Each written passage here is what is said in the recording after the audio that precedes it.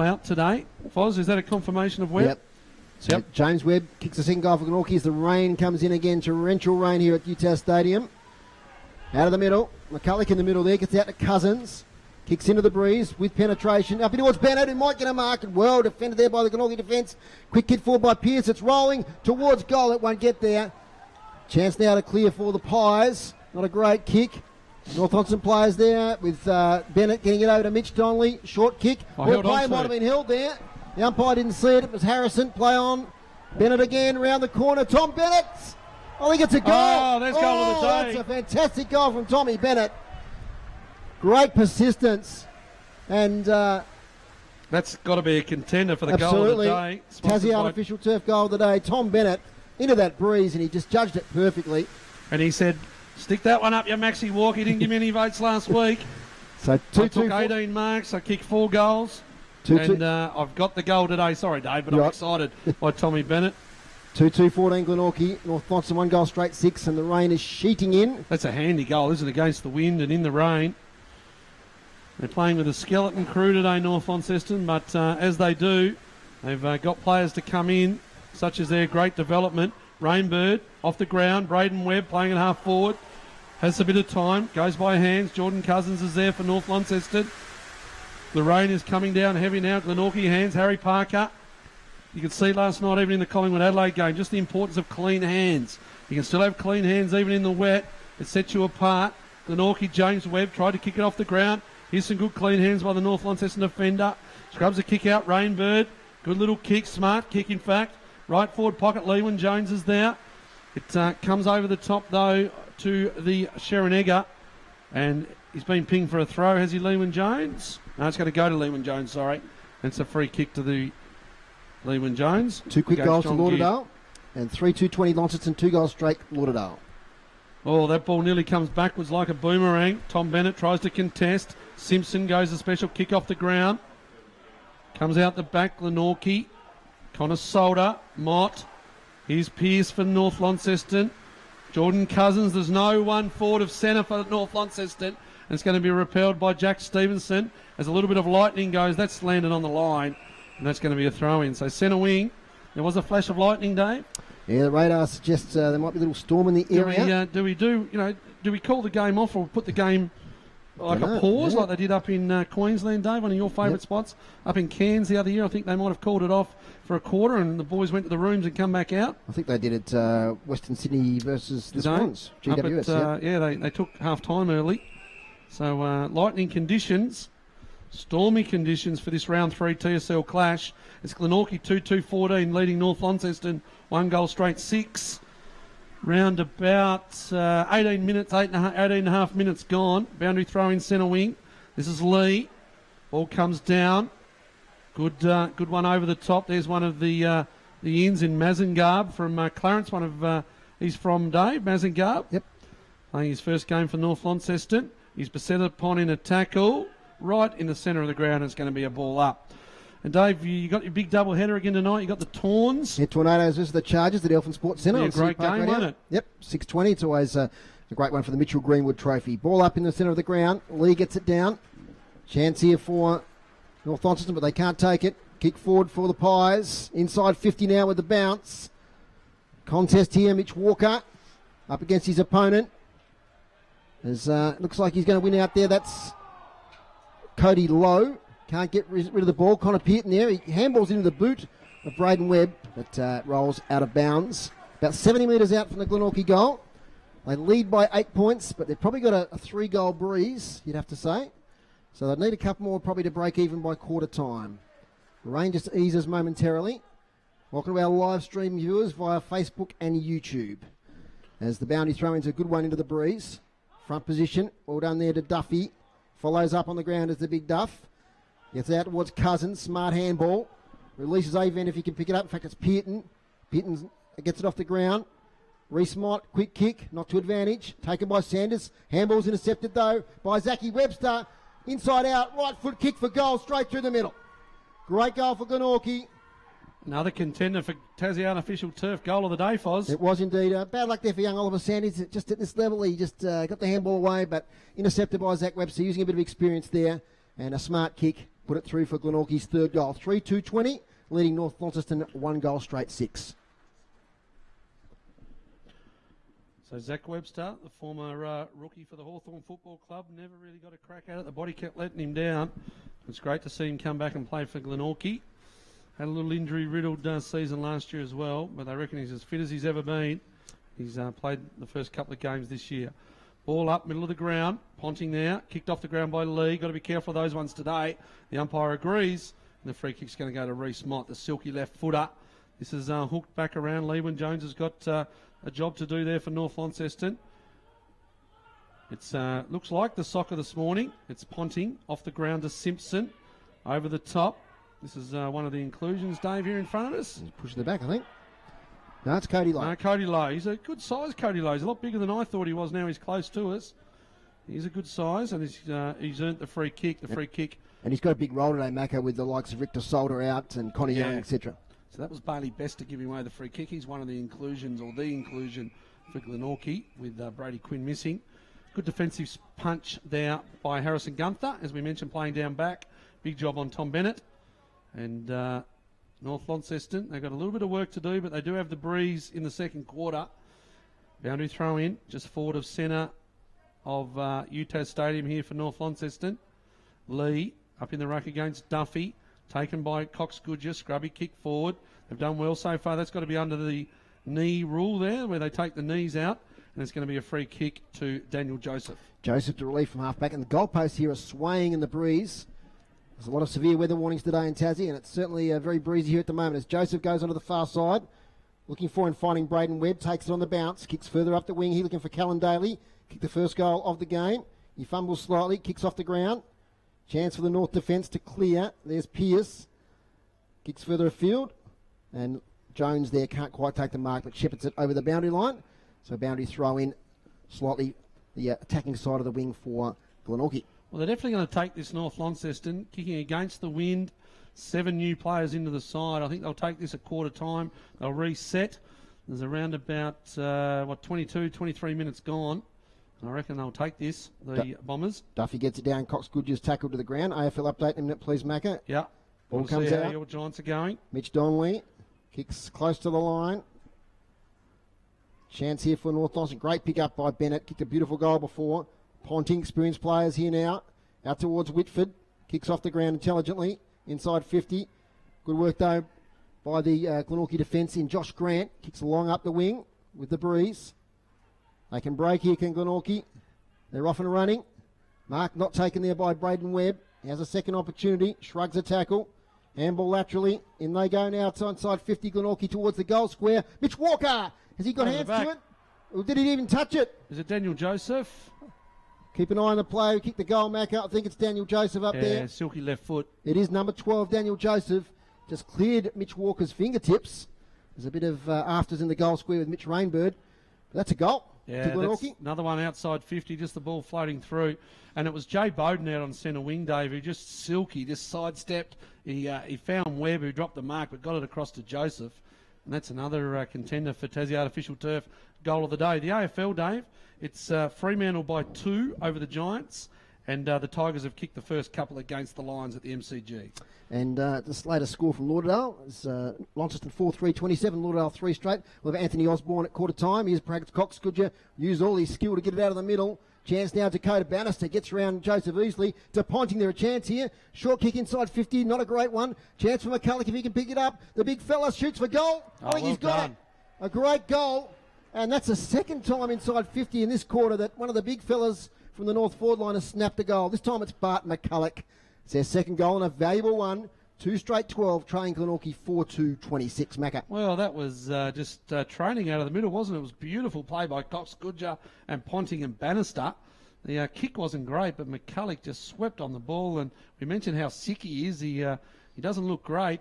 And he's just snapped the goal. For our southern viewers, Dakota Bannister, what a return he's made to statewide footy, Macca. Yeah, getting better every week. Yeah, premiership player here, but had a year off down at the East Coast Swans, and then TFA Div 2. So he's stepping back up in grade, but he's as fit as he's ever been. Taylor Whitford said last week, and he's a big, strong body. Here he goes again from Ponting over to Bannister. It's going to come out here to Sanders on the right foot. He's a left footer, so he's done well to get it on the boot. looking for Bennett. Can't find him. Repelled at the back there by Joseph, but it's going to go straight down the throat of the North Launceston defender in Sharon Egger. So Egger, he's made his known in the Mariners program as a forward, playing down back today. Of course, Dave, the Mariners had a great win today against the Gold Coast Academy. We'll hear from Mitch Hills at half-time, live from the sunny Gold Coast. Here's Bannister over the top. Can't find Bennett. Well done there by Geared. Ball comes over the back. Lewin Jones. And the ball goes out of bounds, centre wing. Mac, I have to correct you there. We've got Mitch Hills live from sunny Sydney. Oh, sunny Sydney, sorry, it was the Gold Coast, but it is sunny. But it's 30 degrees. We've got Craig Boone from the Gold Coast. That's right. At the Commonwealth Games to talk to us about... we're bringing you everything today absolutely. To our listeners. At half-time, we've got Craig Boone on the Gold Coast. He'll talk about the Jack Hale race, the 4x100, and also our Hamish Peacocks going in the javelins. Boundary throw-in. Great Commonwealth Games for the Tasmanians. It's kicked by Joseph Ford for Glenorchy. They'd love one before quarter time with the Pies. Scooped out, geared off the left, gets it long. Avent front position, takes a really good mark in these conditions. Right on his chest under pressure. And he'll relieve now from the back pocket. He's going to go laterally. No, he thinks about it. Probably takes the safer option up the line. Rising high there was Alex Lee, punched away by Duffy out of bounds. It's 2 goals straight, 12 North Launceston. Glenorchy 4-2-26. You're listening to City Park Radio and on 103.7, 96.5. Thanks to our Telstra mobile stores in the Quadrant Mall and Kings Meadows. Boundary throw-in. It's tough going for the boundary umpires today with that breeze. Lee and Duffy. Lee to Bannister. Gets a kick forward. And almost a mark there to McCulloch. He can't quite take it. Out of bounds. Boundary throw-in. Centre wing. Good start from North Launceston into this breeze. And probably a big breeze at Bell Reeve this evening, I'd think, Macca, North versus Carlton. Yeah, you're not heading down, Dave? No, I've got the AFL in Tassie? No, I've got the basketball. So you do? I do indeed. As the boundary throw-in's a bit shallow. Allowed to go, though. As Ponding gets it to Cox Goodyer, shrugs a tackle, right on quarter time. And an interesting first quarter, 6 goals kicked. Not too bad for these conditions.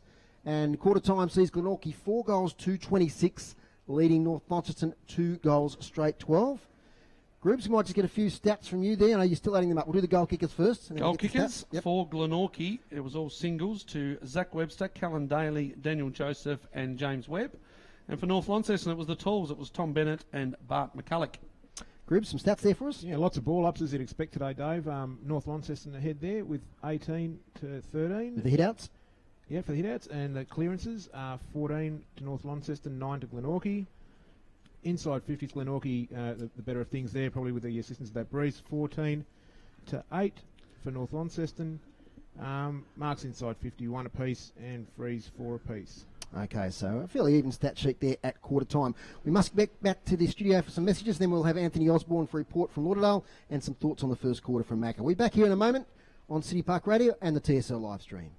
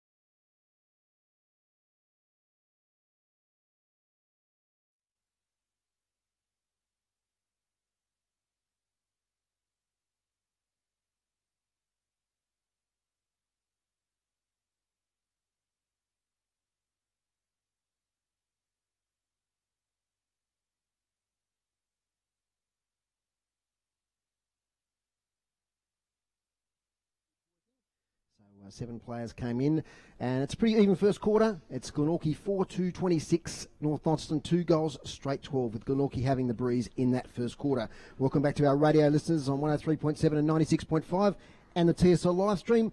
And also welcome to Anthony Osborne, who's at maybe a windy Lauderdale Oval, looking at the Lauderdale versus Launceston game. G'day, Anthony. G'day, Dave. Yeah, pleasure to be with you again. And actually not as bad as you probably expect at the moment here at Lauderdale. It's a little bit breezy, very overcast overhead, but no rain as of yet. Dying stages of the first term, and the visitors, Launceston, are leading by 13 points at the moment. It's actually been 10 goals scored in this opening quarter. Pretty entertaining football and fairly free-flowing as well. Mitch Thorpe amongst the goals? Yeah, Mitch Thorpe has kicked one. He's had 2 shots on goal. He did miss his first one, but was able to snap around a second very nicely. He's looked pretty threatening, but Campbell Hooker for Lauderdale has 2 majors so far, so he's probably been the dominant forward of the game at this stage. A really interesting duel with Jimmy Aganis down that end of the ground at this stage. And Ant, do you think Lauderdale was stung a little bit from their performance last week? Have they come out with a little bit better attitude and performance? Yeah, well, actually, interesting enough, Launceston actually really got away to a quick start, kicking the first 3 goals of this game, and the mood around the ground with all the obviously a pretty vocal home crowd usually seemed to die down a little bit, but Lauderdale did respond with the next 3 goals, and then it's kind of been a little bit that way all quarter with goal for goal from then on. So Launceston actually did get the better start, but Lauderdale showing plenty of resolve and just making sure they're not blown away early. And no sign of rain down there, mate? It's certainly overcast overhead, so it's probably a matter of when, not if, but at this stage, actually some blue skies just poking out as I've said that, so fingers crossed for everyone down here that it does stay away, but I would not be surprised if we do get some rain as the game progresses. And just as I say that, Mitch Thorpe's just lining up for another goal at the moment as the siren sounds. We'll stay with it. We'll stay with it here on City Park Radio and the TSL live stream. Anthony Osborne at Lauderdale Oval. And that one's just drifted to the left-hand side of the goal, so his second minor score of the day. Quarter time, Lauderdale 4-2-26 and Launceston 6-4-40. Fantastic, Ant. We'll talk to you again at half time. No worries at all. Thanks, guys. That's Anthony Osborne from AFL Tasmania down at the Lauderdale Oval. We'll have the boys from the boundary in a moment. Macca, what's your thoughts around that first quarter? Well, look, I think North Launceston have done pretty well. You know, as you mentioned during the call, they'd be a little bit shell-shocked with those 7 players out, but it's 22 on 22 conditions.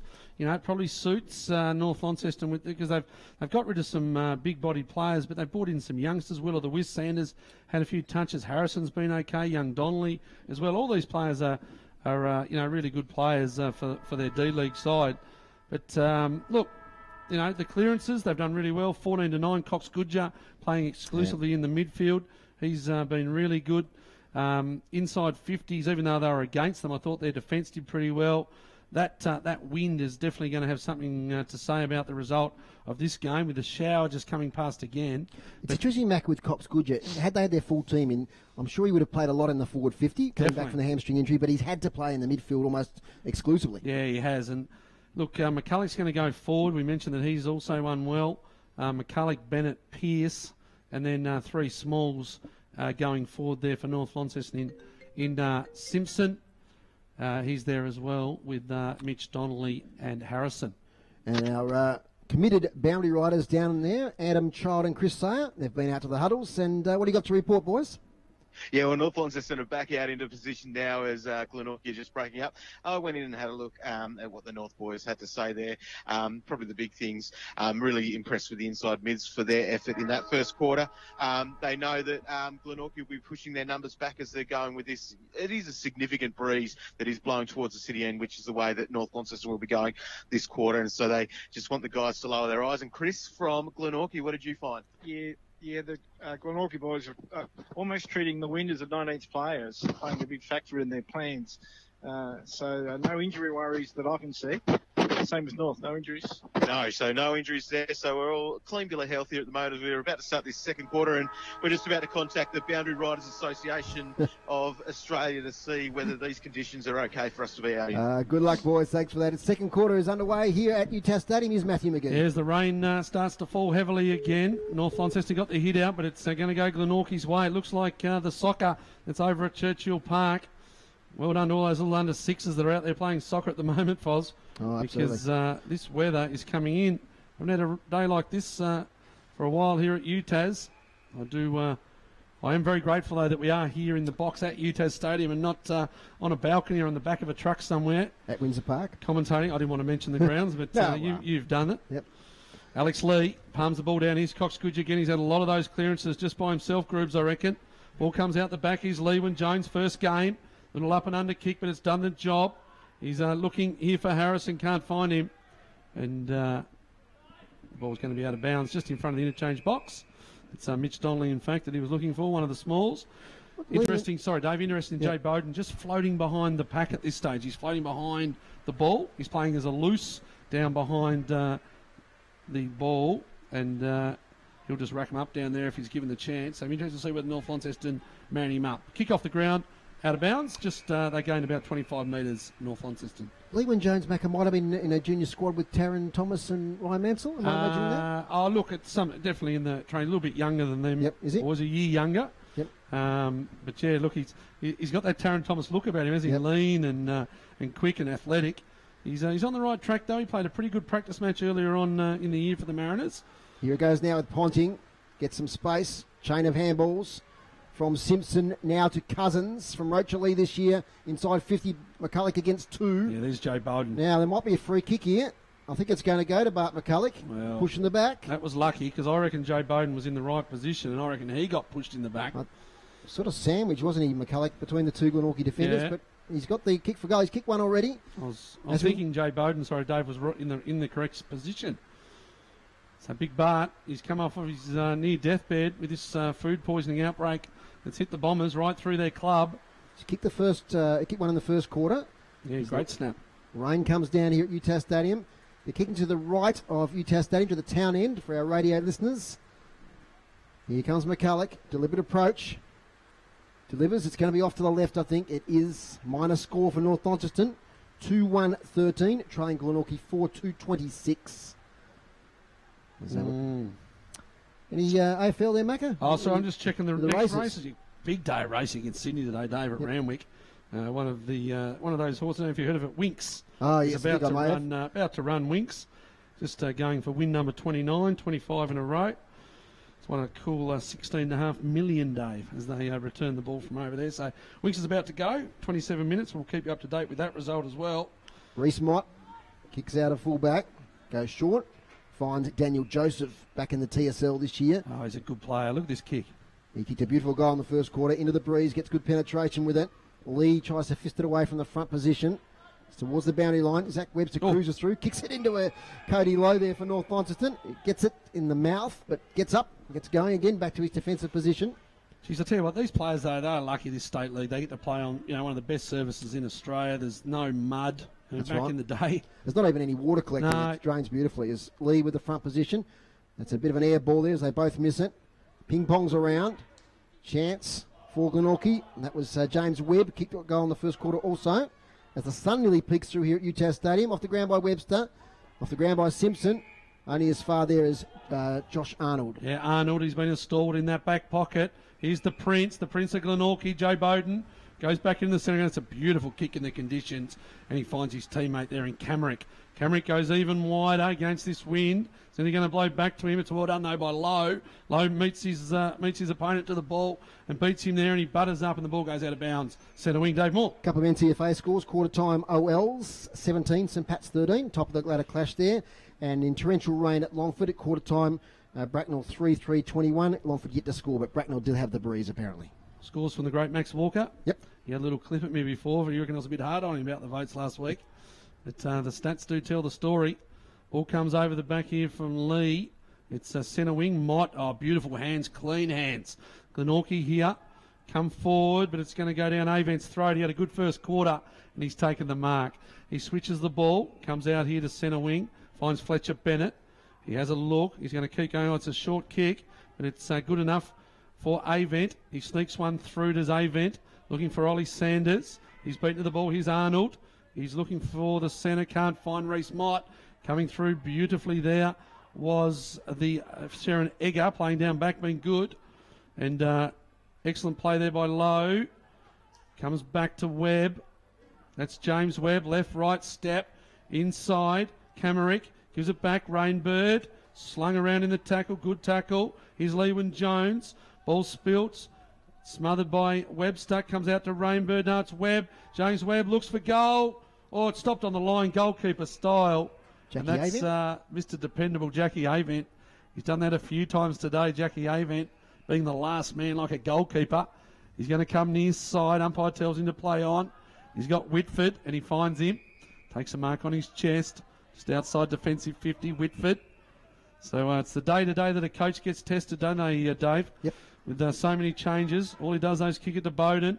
Bowden looks for Rainbird. Lewin-Jones over the top. Good effort, young fella, in your first game. Ball comes over from Millhouse, and he can't take it, and it's out of bounds right in front of the North Launceston change room area. The score, Glenorchy 4-2-26, North Launceston 2-1-13, 6 minutes gone. First quarter, you're listening to City Park Radio, 103.7, 96.5, or via the online stream. Got a score for our southern listeners in a minute from the SFL. Here's Egger. Inside-out kick. Goes for distance. Nearly a mark there to Donnelly. Goes back in after it. Ball on the ground. Should be a stoppage here as a player tackled to the ground. That's Jack Stevenson. Half-time. New Norfolk, 8-8-56. Sorrel, 3 behind, 3 points. And just repeating that quarter-time score at Lauderdale. Launceston led Lauderdale by 14 points. From the stoppage, here's Cox Goodyer. They've won a lot of stoppages today. We'll get Groobs on that in a minute. Alex Lee for space, but it's all Glenorchy out here. Pursuing the ball is Bowden. He'll get there first. He's already looking for options upfield. He gathers it nicely. Up here towards Callan Daly. Great goal in that first quarter from distance. Takes the mark, settles things down. In no hurry to progress the ball. Now he's invited to play on. Close to the line. Might be too close. What does the boundary umpire say? Off hands. They've got to throw someone down and man up Jay Bowden. He's just playing that sweeping role. No accountability. No one manning him up. They've got the win. They've got to score North Launceston.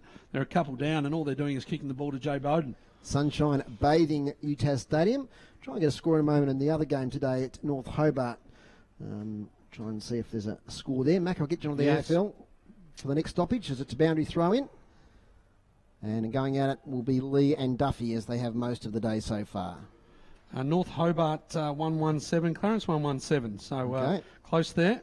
As Cousins has it, gets his hands free. Good handball, but it's dropped by his teammate there, who kicks forward for distance. Taken by Matty Joseph back in the side today. And he kicks it out of bounds on the full. AFL Richmond off to a flyer, 5-5-35. Your Lions, Dave, 0-2-2. And your Giants, Dave. You've got two teams in the AFL, 5-8-38. The Giants lead the Dockers 4-2-26. Inaccurate Giants early. Let me see how your boy Patton's going. You love him. Yes. Yeah, hasn't kicked one at the moment, Patton. Cousins takes the mark from the resultant free kick. He's going to settle things down. A lot of players forward of centre. Now he plays on. Goes inside 50. Over the back. It's knocked away. Out of bounds by Bowden. So no goals yet through 8.5 minutes for North Launceston. In fact, no goals in this quarter. It's 4-2-26. Glenorchy, North Launceston 2-1-13. 13-point margin. I'll tell you why he probably hasn't kicked any, Pat. He's got Alex Pearce on him. Geez, he's been good, the former Devonport defender. He's had 3 big scalps in the AFL. Isn't it great to see, Dave, these young boys that we've called over the years in the TSL making their way into the AFL and playing good footy? Alex Pearce is one of those. I still remember the first year we were doing these calls, Nan Curvis out here on York Park. Yeah. It was fantastic. Yeah, now he's a premiership player. So he's going well for the Richmond Tigers, who are 5 goals in front of the Lions at a wet MCG. It's a kick, Bradley Cox Goodyer, top of the square, but Jay Bowden's there, but there's a really good mark to Bannister, not paid. Here's Jay Bowden playing that goalkeeping role. He was needed, all his nous there, but all he's done is kicked it down Cox Goodger's throat, right tucked away, left forward pocket on the boundary. Now, Bradley Cox Goodyer, we've seen him kick these, haven't we, Dave? I think that's what you were going to say. I was. So Bradley Cox Goodyer, he's going to have a shot for goal. We saw Callan Day, wasn't it, kicked one just a little bit further out than this in the first quarter. But Cox Goodyer, he's going to kick right on the arc of the 50 and the boundary line. Railway wing side of the ground here at UTAS Stadium. Comes in, starts it out wide. There's that little Dave Mohr driver fade. But this one's across the face, a bit like Dave's golf balls. They just don't go where you want them to go sometimes, Dave, do they? Or very far. Or very far. And Jay Bowden's going to take the kick out. So he's had plenty of it this quarter, Bowden. Comes down looking for Kamarek. Up in front is Duffy. Coming over through there is Harry Parker. He's a good-sized Parker. And it's tackled there. North Launceston tackler is number 14. Dave, we've got a number 14? Yep, Jack Stevenson. Jack Stevenson. No, was there a North Launceston 14 out there? Have I? No. I don't know. Play on. You go. As it's with Mitch Rainbird. He kicks inside out up the line. Gets good distance with it, actually, as it clean bowls his teammate there in Parker. Kicked off the ground by James Webb. And again by James Webb. Now this is good for Mitch Walker if he can pick it up. He's corralled by 2 North Launceston opponents. Back to James Webb. She's had a good game today. Out on the full. It's bounced off somebody's boot. I don't know who it's going to go to. North Launceston is going to go to at our event. And a few words spoken. I think it might have been James Webb. Just praised him up for the game he's been playing. Yes. And he's pleading innocence. He said it wasn't me. That player I was looking for before was Jack Mazengarb. Of course, what's going on here? I think it was going to play. I think it was going the other way. No, I think the out of bounds on the full originally was called incorrectly, so it's going back to James Webb. Why the umpire? Well, I think he's going to pay 50. Yeah, not exactly sure. But anyway, we're back into it. As James Webb, nice kick to the hot spot. Players rise high. Down to Cox Goodyear, fumbles. Mott's in there, tries to release. That'll be a throw, and a free kick will result for North Launceston. Be taken by Sharon Egger, who played with Devonport last year in the TSL. More dangerous looking kick straight down the throat there of Matty Joseph. Now, did he take that on the bounce? Or was he being paid the mark? Paid the mark. Don't know if I'd have walked in cricket. Matty Joseph, who has been part of those great Glenorchy teams in recent years. He goes short as a teammate, but well read there by Pearce, who thumps it away. Can't pick it up. Out to Bennett. He does. Handball's a nice one, but a player is under a lot of pressure there as Jack Aventi somehow gets to release the ball. Still in contest here on the half-forward line for Glenorchy, on the corner of the centre square. Hold the ball. Somebody's been caught holding the ball. We'll have to wait to see who's on the bottom of all that. It's going to go North on his way. It is. Oh, and the ball was thrown back quite forcefully there by Arnold. Free kick to Event. Great game again today. Kicks to the wing, and the mark's taken there by Fletcher Bennett. One of the youngsters today. They're just not making any ground today in this second quarter, North Launceston. They haven't bridged the gap. We're through 12 and a half minutes. Up to half forward, looked away by Bannister. Inside out kick by Whitford. It's going to fall straight into the arms there of Josh Grant for Glenorchy. He's going to settle things down. Here he goes up the RACT stand side of the ground. Gets it to Zach Webster. He looks much fitter this year, Macca. Yeah, well, they reckon he was. The coach said that he's put a power of work in, tried to strengthen up those legs that have let him down over the last few years. Cox Goodyear got to be gone, Cox Goodyear. Yep. Holding the ball, took on the tackler. Great tackle, Harry Parker. Parker now, he's got a couple of options by hand if he wants them. Mott is circling. He goes back the other way. This time he goes to Reece Mott. The orange boots to half forward. Webster takes the mark. Too far out to score into this breeze. Players flood back. Oh, his kick smothered. On the mark there. That was good work for North Launceston by Blake Holmes. Haven't called him yet. Kicked out of the hot spot. Daly almost a one-handed mark. Has he taken it? He has. That's the mark of the day. Callan Daly. And 50. And 50 metres as well. But he was the smallest guy in that contest. He put out the left arm and reined it in. Didn't hit the ground, Dave? Nope. Good. Clean mark. Callan Daly directly in front for his second. And that's a goal to Glenorchy. That puts him out now by 18 points. That's his second. 5-2-32, leading North Launceston 2-2-14. And that goal stemming from a magnificent mark from Callan Daly. Yeah, they've got to do something with Jay Bowden across half back to North Launceston. And that was poor play there. You knew Reece Mott was just going to run around the back and be the recipient of a handball. And he set that one up with a nice kick. Webster, he kicked in the man on the mark, got the ball back. And let's see whether they go a +1 down there. Lewin Jones is going to go deep. I think he's probably the one, mate, that's been sent down to make Jay Bowden accountable. Anyway, ball up. Reece Mott, beautiful hands. Goes out the back to the Glenorchy defender there. Connor Solder coming off half back. Here's the multiple goal kicker in Daly. He's a live wire. He's got Rainbird inside. Doesn't go there. Goes a little bit wider. Out over the back. Daly, Rainbird still there. Didn't see him. And it's a pretty good mark. Here's Rainbird. He's there. I've caught him 3 times. And he's finally kicked the goal. Well, Dave. He came from the centre circle, did Rainbird. He was ignored once. He was ignored twice. And then, fortunately, Cody Lowe just dropped a mark that probably could have been paid in these conditions. It wasn't. And Rainbird, he got the ball the 3rd time, snapped it across, and he's kicked his first. Well, I kept calling him because he was there and he kept getting ignored. What you missed there, Mac, was Cody Lowe was pleading with the umpire. I mean, it's one of those 50-50 ones. I think he probably just didn't quite have enough purchase on it. Yeah, so here's the mini break, isn't it? 4 goals. North Launceston, they've got 7 players out, plus a couple of emergencies. So they're playing with You know, a very depleted squad. They were pretty good early, but the wind hasn't helped them. This might, though. Lee to Ponting. Looks for Bennett. Oh, he crunches the pack to Bennett. Gets rid of them. Here's Leewin Jones who's gone forward. It's taken there by North Launceston. Callum Harrison. But all he's done is kicked it down Josh Grant's throat, right in the defensive goal square for Glenorchy. He's going to look out here now. Boundary side here in front of the RACT stand. Webster's out marked, and it goes to Cousins. Cousins from 50, left foot. Oh, hits the near post. That was looking good, but the wind just blew it. And Glenorchy, 6-2-38, lead North Launceston, 2-3-15. Jay Bowden wide, punched away by Lee. Will go over the boundary line. Hasn't Jordan Cousins fitted right back into state line? He's a good player. Clearances this quarter day. They're well on top, North Launceston again. What about inside 50s? Groups, clearances? 50, clearances, North Launceston, well on top, 9-3. Yep. And inside 50s, 7 to North Launceston, 5 to Glenorchy. Okay, so Glenorchy have scored 2 goals out of those entries. Here's Whitford, shrugs a couple of tackles, out to Cousins, roving there at the back, kicks nicely inside 50. It's going to go over the back with the breeze, out of bounds in front of Josh Grant. Boundary throw in a couple of metres around, or next to the left-hand behind post. You listen to City Park Radio 103.7 with myself, Dave Mohr, Matthew McGee, Dave Gruber. And on the boundary, we've got Chris Sayer and Adam Child. Leewin Jones definitely gone to Jay Bowden. Definitely gone to him. They're trying to play a 2-on-1 now, Glenorchy. As at the back, Duffy wins the tap. Chance here for North Launceston. It might be Ponting in there. Best on ground last week. And a lot of pleas there for free kicks from both sides, but it's going to be a ball up in the end. Beautiful day down there now for our boundary riders. What about Leewin Jones getting the task on Jay Bowden? Yeah. Welcome to the State League footy, son. We saw young Brown from Launceston last year have that task. Kick smothered. Still in a dangerous position here for Glenorchy. If North Launceston can pick it up, they do now. Player tackle to the ground.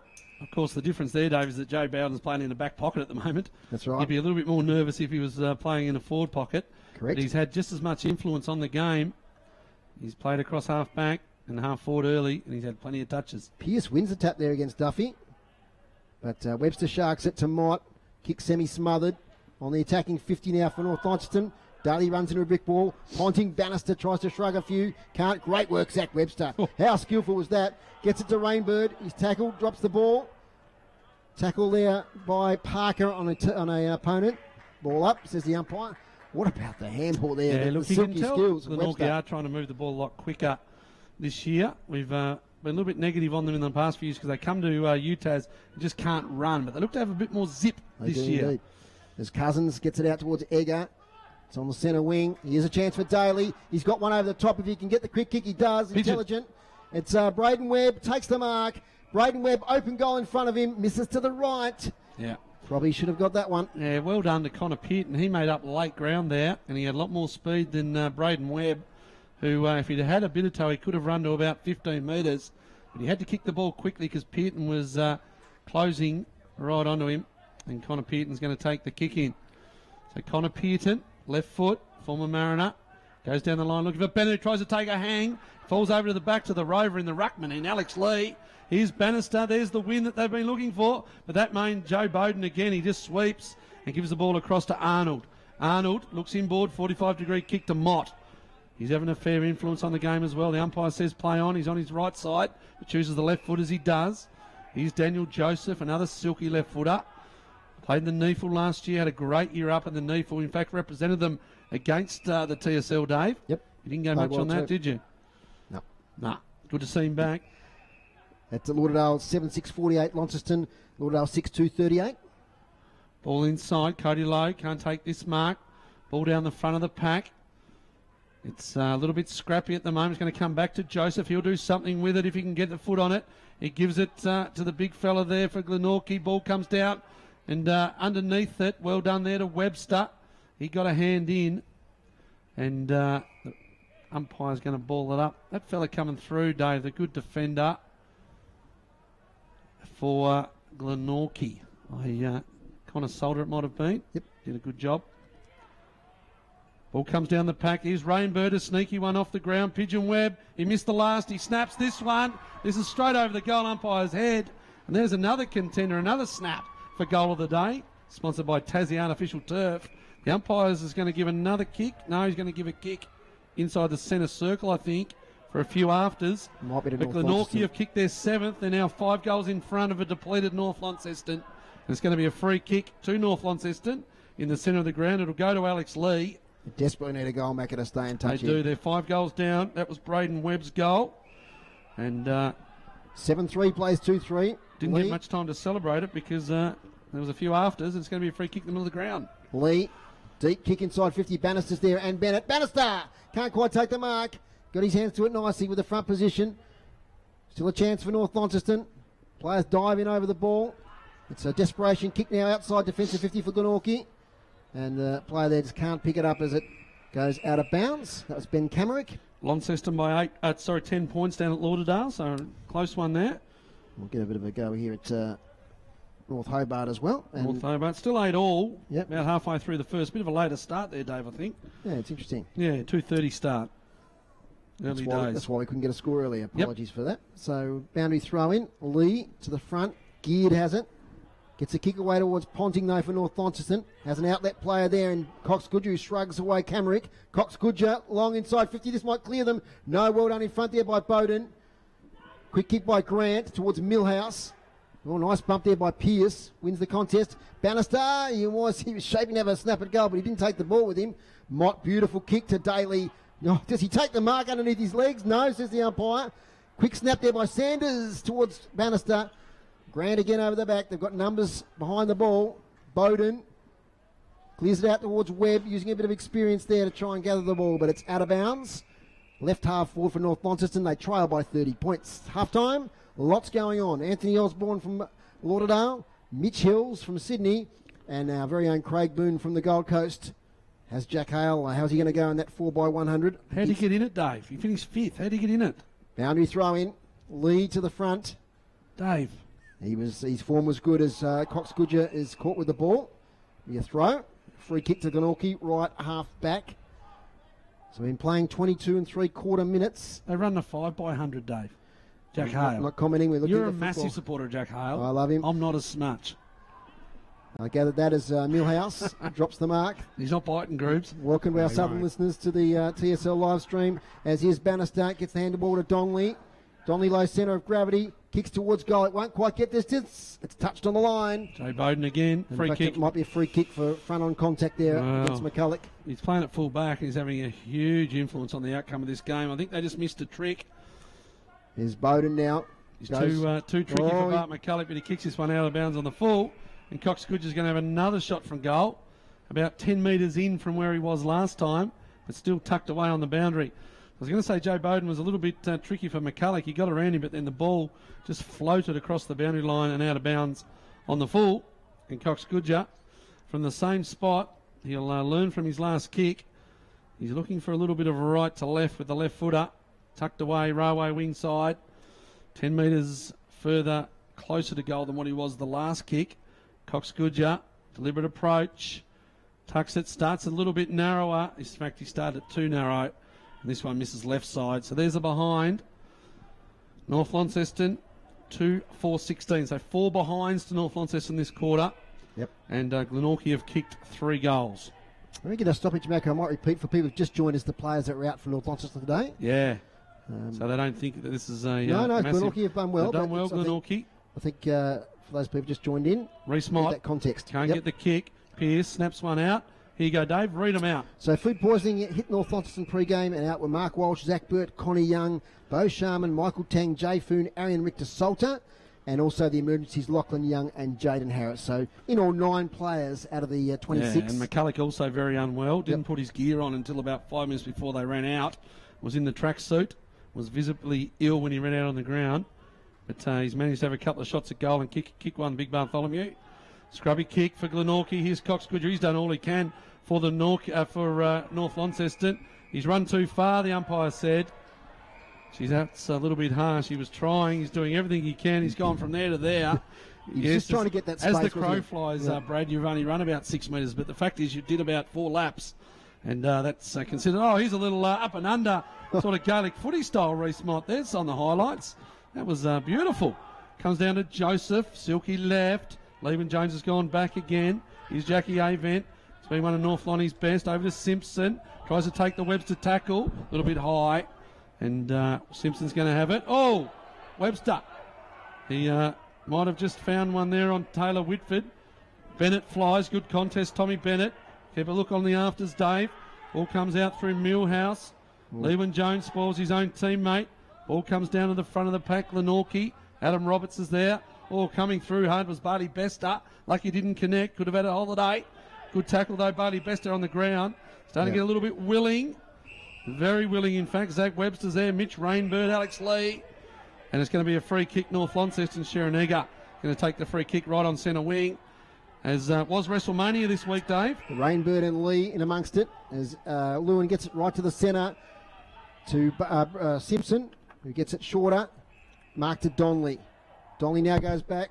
Kicks to the hot spot. Chance here for Bennett. Can't take the mark. Chopping in the arms. Yep. High. Free kick. And now this is a big moment in this game. Oh, Maxie's listening. They try. Tommy Bennett. They trail by 29 points. And we're close on half-time. Wouldn't surprise me at all if the siren went as he was lining up for goal this time, Tommy Bennett. There's a big difference, Macca going to half-time, 29 to 23. Oh, definitely 6 points difference, in fact, Dave. But just that psychological. I know, psychologically. Within that 4 goals. Bit like Jack Hale today, it's all psychological for him, Dave, in the 4x100 relay. See how he goes. We'll listen to Dave, to Craig Boone at half-time, sunning himself up there on the Gold Coast at Carrara. Here he comes, Tom Bennett. Keeps it low. Does it well. That's for you, Maxie. And that's a big goal. North Launceston 3-4-22. Glenorchy 7-3-45. And Tom Bennett, recipient of a free kick, and converts. We're deep in this second quarter. 23 points the margin. Yeah, well, Paul Kennedy's he's brought a different look to Glenorchy, hasn't he, Dave? And things have been obviously made easier for them today. But I like what they've got. They've got some live wires. They've got some speed up forward. And Paul Kennedy, the former VFL assistant at Coburg via Box Hill, won a 2005 premiership at Sandringham, did Paul Kennedy. And he's done quite well. Here's leader, Cox Goodger, another clearance to Cox Goodger. He could kick it from there if he gets on it, but he finds that boy again in Bennett. Not paid the mark. It falls down to his feet. Arnold, he mops up for Glenorchy. He kicks to free space out on outer wing. And leading in the race for North Launceston is Sharon Egger. He's caught in the tackle. He's got the tackle away. Joseph tackles again for Glenorchy. And it's right over on centre wing. And 28 minutes gone. North Launceston 3-4-22. They trail Glenorchy 7-3-45. They can't be long left. Boundary throw in. Ball up. Cox Goodger again. First hands on the ball. Kick forward by Glenorchy. But it's well taken by Jordan Cousins. Halfback flank. So I said that North Launceston would probably take it at quarter time. Things haven't gone their way with the breeze in the second, with the half-back line of Glenorchy just doing very, very well. And here's another one to Daniel Joseph. So another intercept mark. 2 minutes to go to Winks, Dave. I'll bring you that result at half-time as well. And there it is, half-time. 7-3-45 Glenorchy. They lead a depleted North Launceston 3-4-22. So that quarter nearly went 29 minutes, a little bit longer than the first. Goal kickers for North Launceston. Tom Bennett has 2 and Bart McCulloch has 1. And for Glenorchy, the first quarter, it was Webster, Daniel Joseph, Webb. That's James Webb. And in the second quarter, Braden Webb kicked a goal, as did Mitch Rainbird, and Callan Daly has 2 for Glenorchy. And the scores in those quarter, Macca? Yeah, North Launceston kicked 1 goal 4. As I said, a little bit wasteful. They just allowed Jay Bowden just to mop up across the back, and Daniel Joseph, and just the youngsters. They just sort of lost their way a bit. Glenorchy kicked, 3 goals 1 for the quarter. So it's a 23-point lead at half-time to Glenorchy. And speaking of Glenorchy, we've got a premiership player with Glenorchy on the line and assistant coach at the Tassie Mariners, and that's Mitch Hills. G'day, Hillsy. G'day, guys. How you going? Not too bad. And we catch you at Sydney Airport? You sure have. And with a very happy playing group, I presume. Yeah, the boys are really happy with the way things went today. Really good performance from the whole group, and a good way to kick off the season. G'day, Mitch. Macca. G'day, mate. It looks like your midfield, mate. Your midfield, Chase Jones, midfield forward, kicked a handful of goals. And, boy, I know you've worked a lot with in the past couple of years. Tim Auckland looked to dominate the ruck. Yeah, Timmy Auckland, I think, had 34 hit-outs and looks to have developed his game again, which is really good in his top age. And, yeah, Chase was outstanding again with his work rate and able to push forward and get on the end of a few, which was rewarding. And some of the other mids were really good today as well, so we're able to dominate the stoppages and get the game on our terms, which was good to see. And Macca, we should say the final score. We haven't mentioned the final score. They got to win. Tassie Mariners 15-9-99. The Gold Coast Suns Academy 8-6-54. Chase Jones, captain of the team, Mitch, and 4 goals. Must have been a good performance. Yeah, it was. He probably didn't rack up his normal accumulation of possessions, but he was very, very effective, and his leadership was outstanding again. So he seems to be going from strength to strength every game. So great signs for him and for us. And for our North Launceston listeners, the 2 North Launceston boys in particular, the ones that are on the draft radar, Taron Thomas and Ryan Mansell.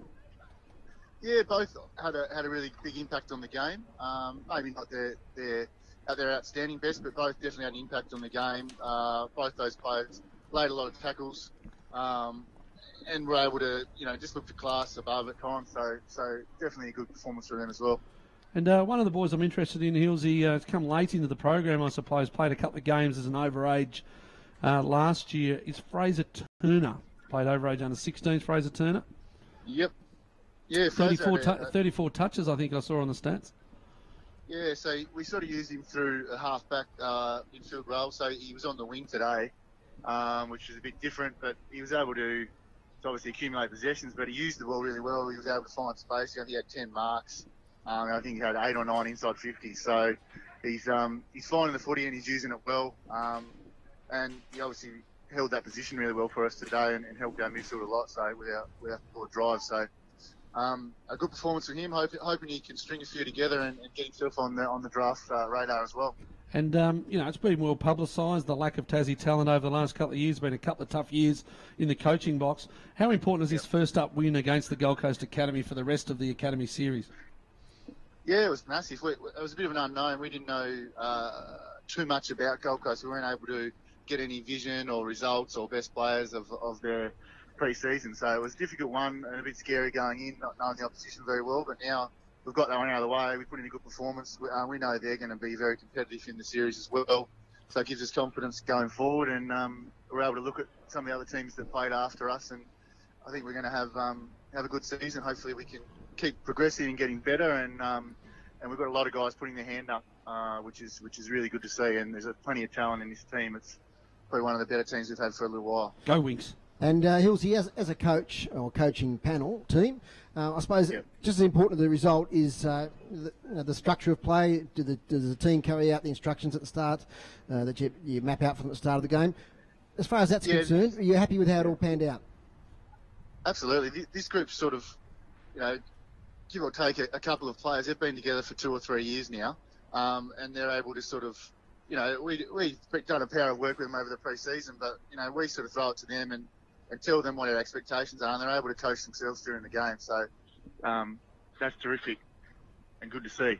So, Hillsy, what's up next for the Mariners? Got another game next week? Well, she's go. We're 5 weeks on, so we're back and we recover and ready to go. We play in Dandenong next week against the NT. And then we're in Broadbeach the next week, so it's 5 weekends in a row.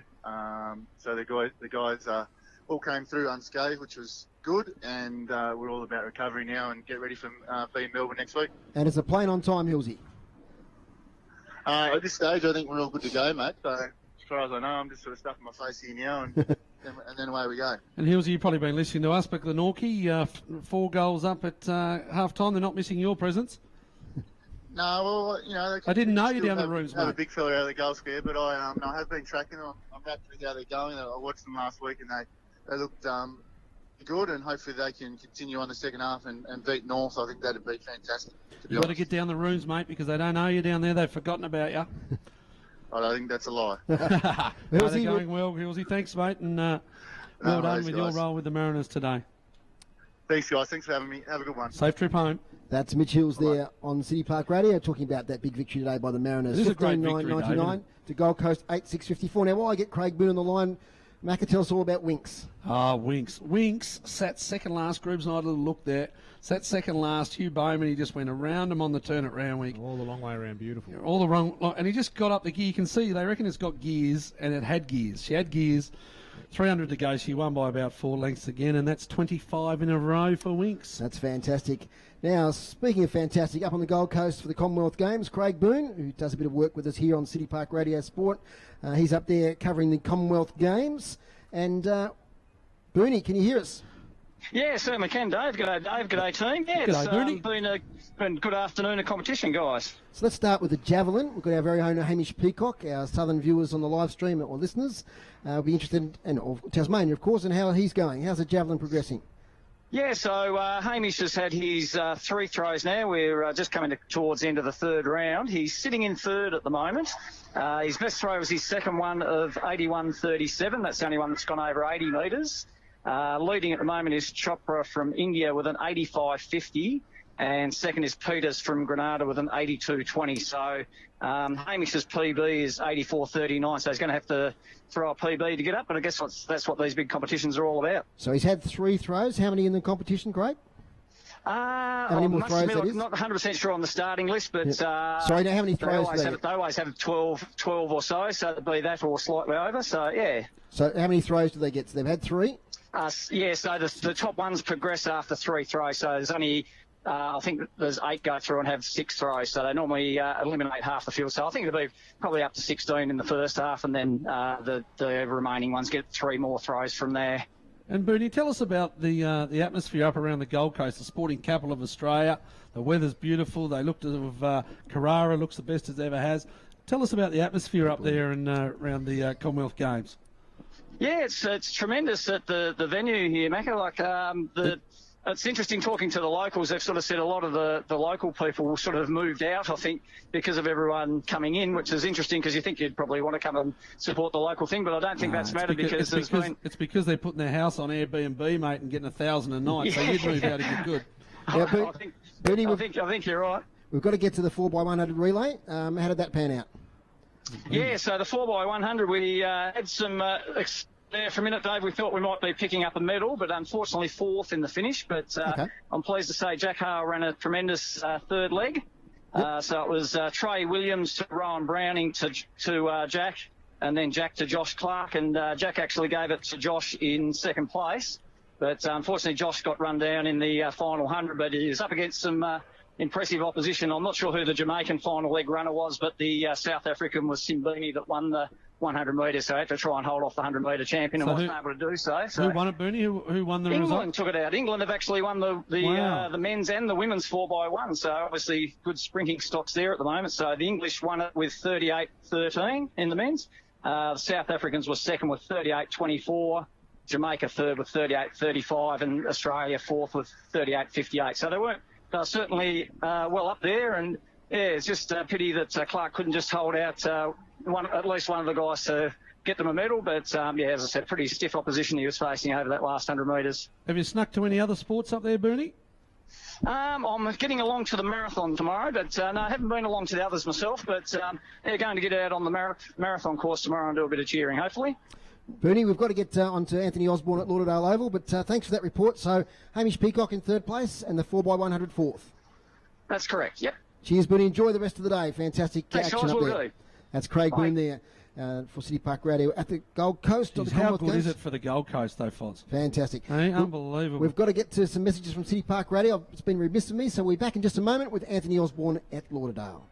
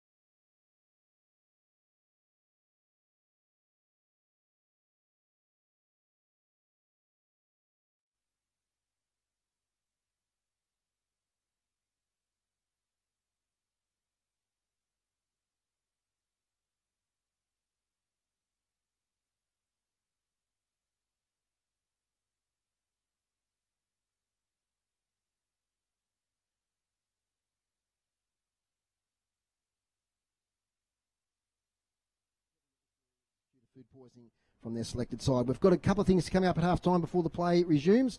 First of all, we've got Anthony Osborne down at Lauderdale Oval. Anthony, it's been a packed half-time, and we finally got to you. What's the score there at Lauderdale?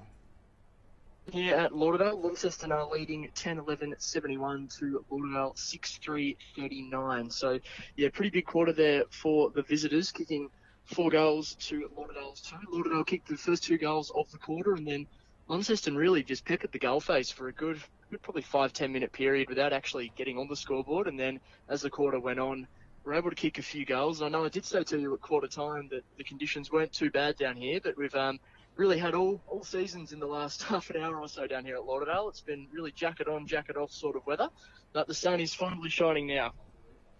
Who's impressed you from Launceston so far? And it's the first time you've seen them this year. Who stood out? Yeah, first time seeing Lonnie this year. I think the likes of Brody Poultryman around the contest have been really impressive. Mitch Thorpe is continuing to provide a big target up forward. Dylan Riley has also shown glimpses as well. And I think some of those new faces like a Thorpe and a Riley coming into Launceston's side really does show why they are rated by so many this season. But it's been a pretty good, even performance across the board from the Blues. I think, you know, the regular customers of Poultryman, Jay Blackberry's also kicked a goal that quarter, have all been impressive. But yeah, pretty even performance from them so far. And we saw last week one of the better players for Lauderdale was Timmy Mosquito. We can't wait to call on City Park Radio, Macca. That's going to be a highlight. How are the NT boys going today for Lauderdale?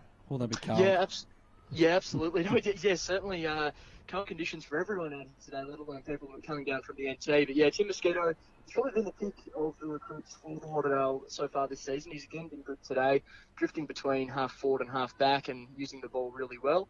Also got Simon Kennedy playing. He's been pretty quiet, and Henry Karanaya has also been fairly quiet as well. It's just probably hasn't been a day that suited them. It's been quite contested in that quarter as the rain started to roll in, but Tim Mosquito's still been able to find some space and has been pretty impressive.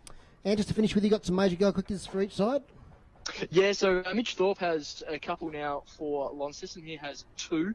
Also got 2 goals from, just having a quick look here, Sonny Whiting, I believe, has also got a couple. Campbell Hooker has also got 2 for Lauderdale. But apart from that, singles to the likes of Jack Rushton as well. Viola Kelly-Mansell to kick 1 that quarter. Tom Shepherd. So lots of contributors for both sides. No real standout dominant forward, but Launceston certainly looking on top at half-time. And then half-time score again, Anthony? Yeah, so Lauderdale 6-3-39. Launceston 10-11-71. Cheers, mate. We'll catch you again at three-quarter time. No worries. Thanks, guys. That's Anthony Osborne there at Lauderdale Oval. And we'll get down to the boys on the boundary in just a moment. I can see them down there checking each other's notes. So we'll get to them in just a second. We haven't talked much about the game here, Macca, but in fact we won't again because here's Warnie right on cue down on the boundary with Chris Sayer. Warnie, what did you get from the rooms?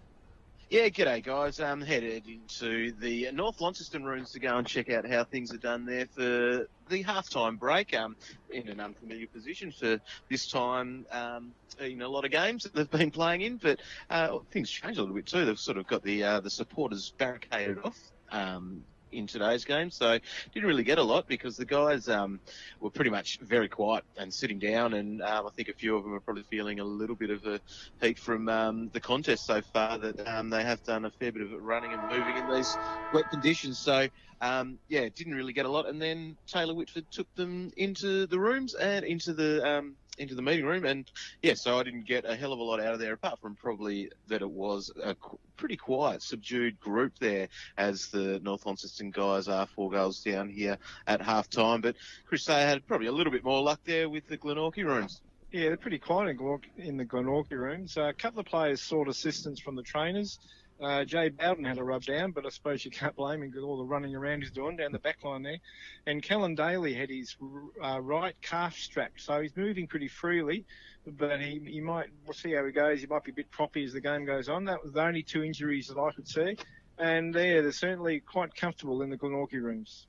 And here down on ground level at the moment, still plenty of breeze blowing through, but we do have a fair bit of blue sky above us at the moment, which is a little bit of a change to what we saw in the first half. So had a look at the radar. There are some bands of showers still coming through, using the correct terminology that our weatherman Dave Mohr does tell us about. But I prepped you up before game, mate. We may even get through the rest of the game without too much of an issue, but that breeze is still significant, blowing towards the city end, which Glenorchy will be heading towards, and I'm sure they'll be hoping to extend their lead at this stage. Thanks very much, Warnie and Chris on the boundary. We'll hear from you again at three-quarter time. It's Glenorchy 7-3-45, North Launceston 3-4-22. The stats to half-time groups. Okay, that quarter we had in hitouts North Launceston 13, Glenorchy 10. So up to half-time hitouts again North Launceston's favour 31-23. Clearances that quarter 11 to North Launceston, 9 to Glenorchy. So North Launceston again getting first use of the ball a lot of the times with 25 to the half and 18 for Glenorchy. Inside 50s, 16 that quarter to North Launceston with the breeze, 7 to Glenorchy.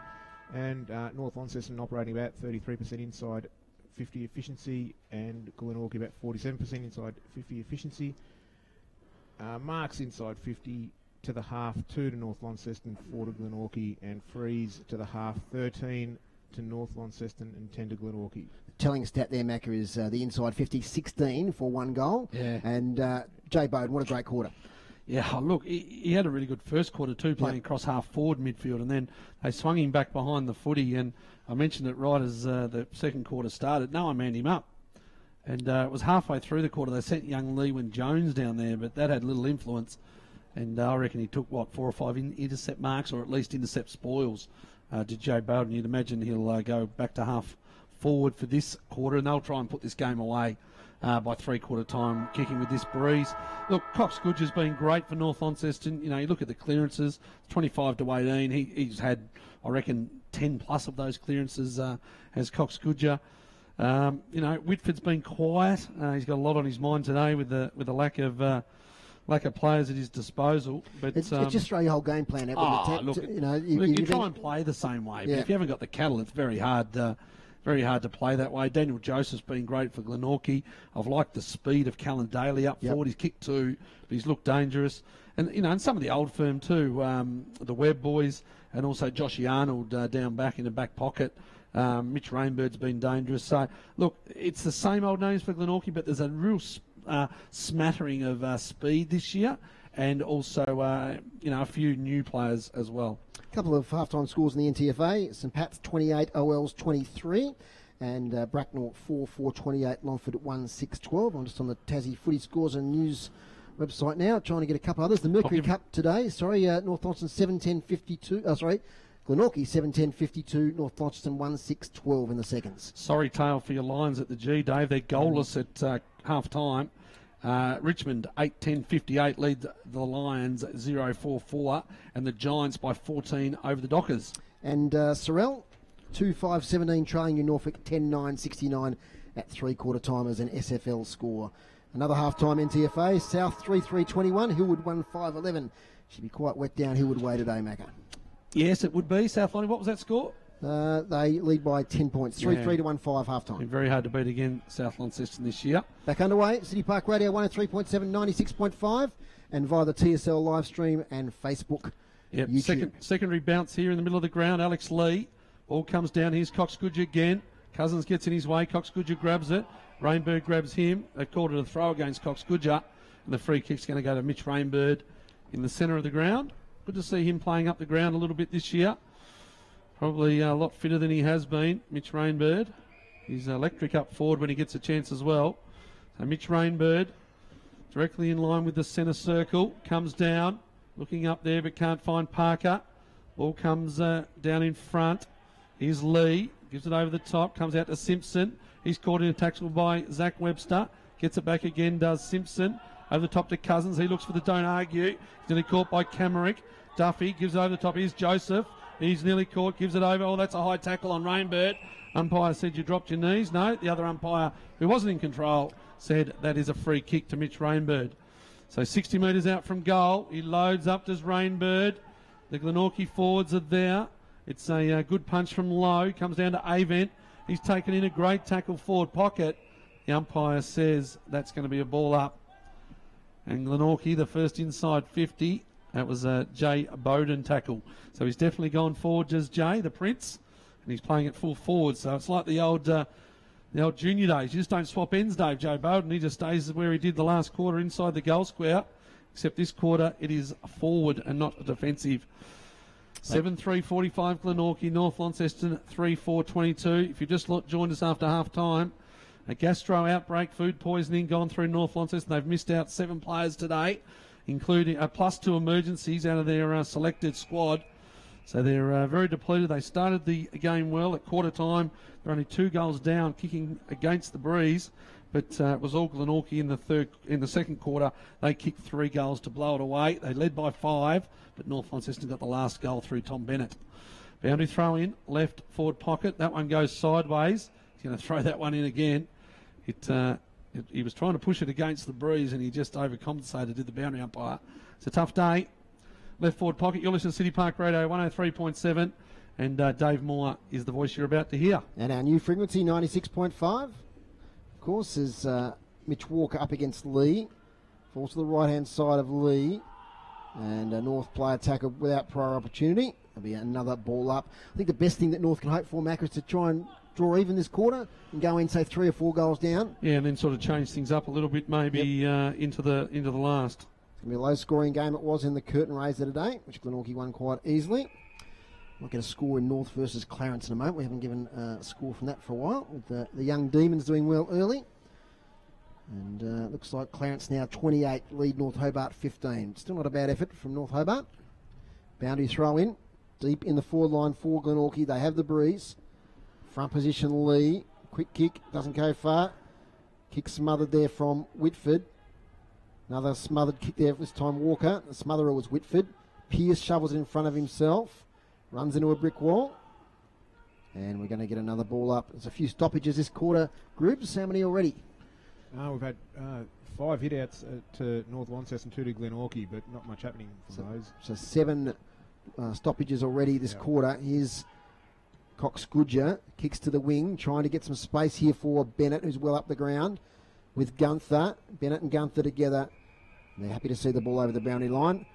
Slightly forward to the wing on University of Tasmania Stadium. The Blues have started well in the second half. They lead 71-39 at Lauderdale. So this result will be interesting. It'll put Glenorchy on top of the ladder after 3 rounds. Here's Rainbird. If they win, of course, there's a long way to go.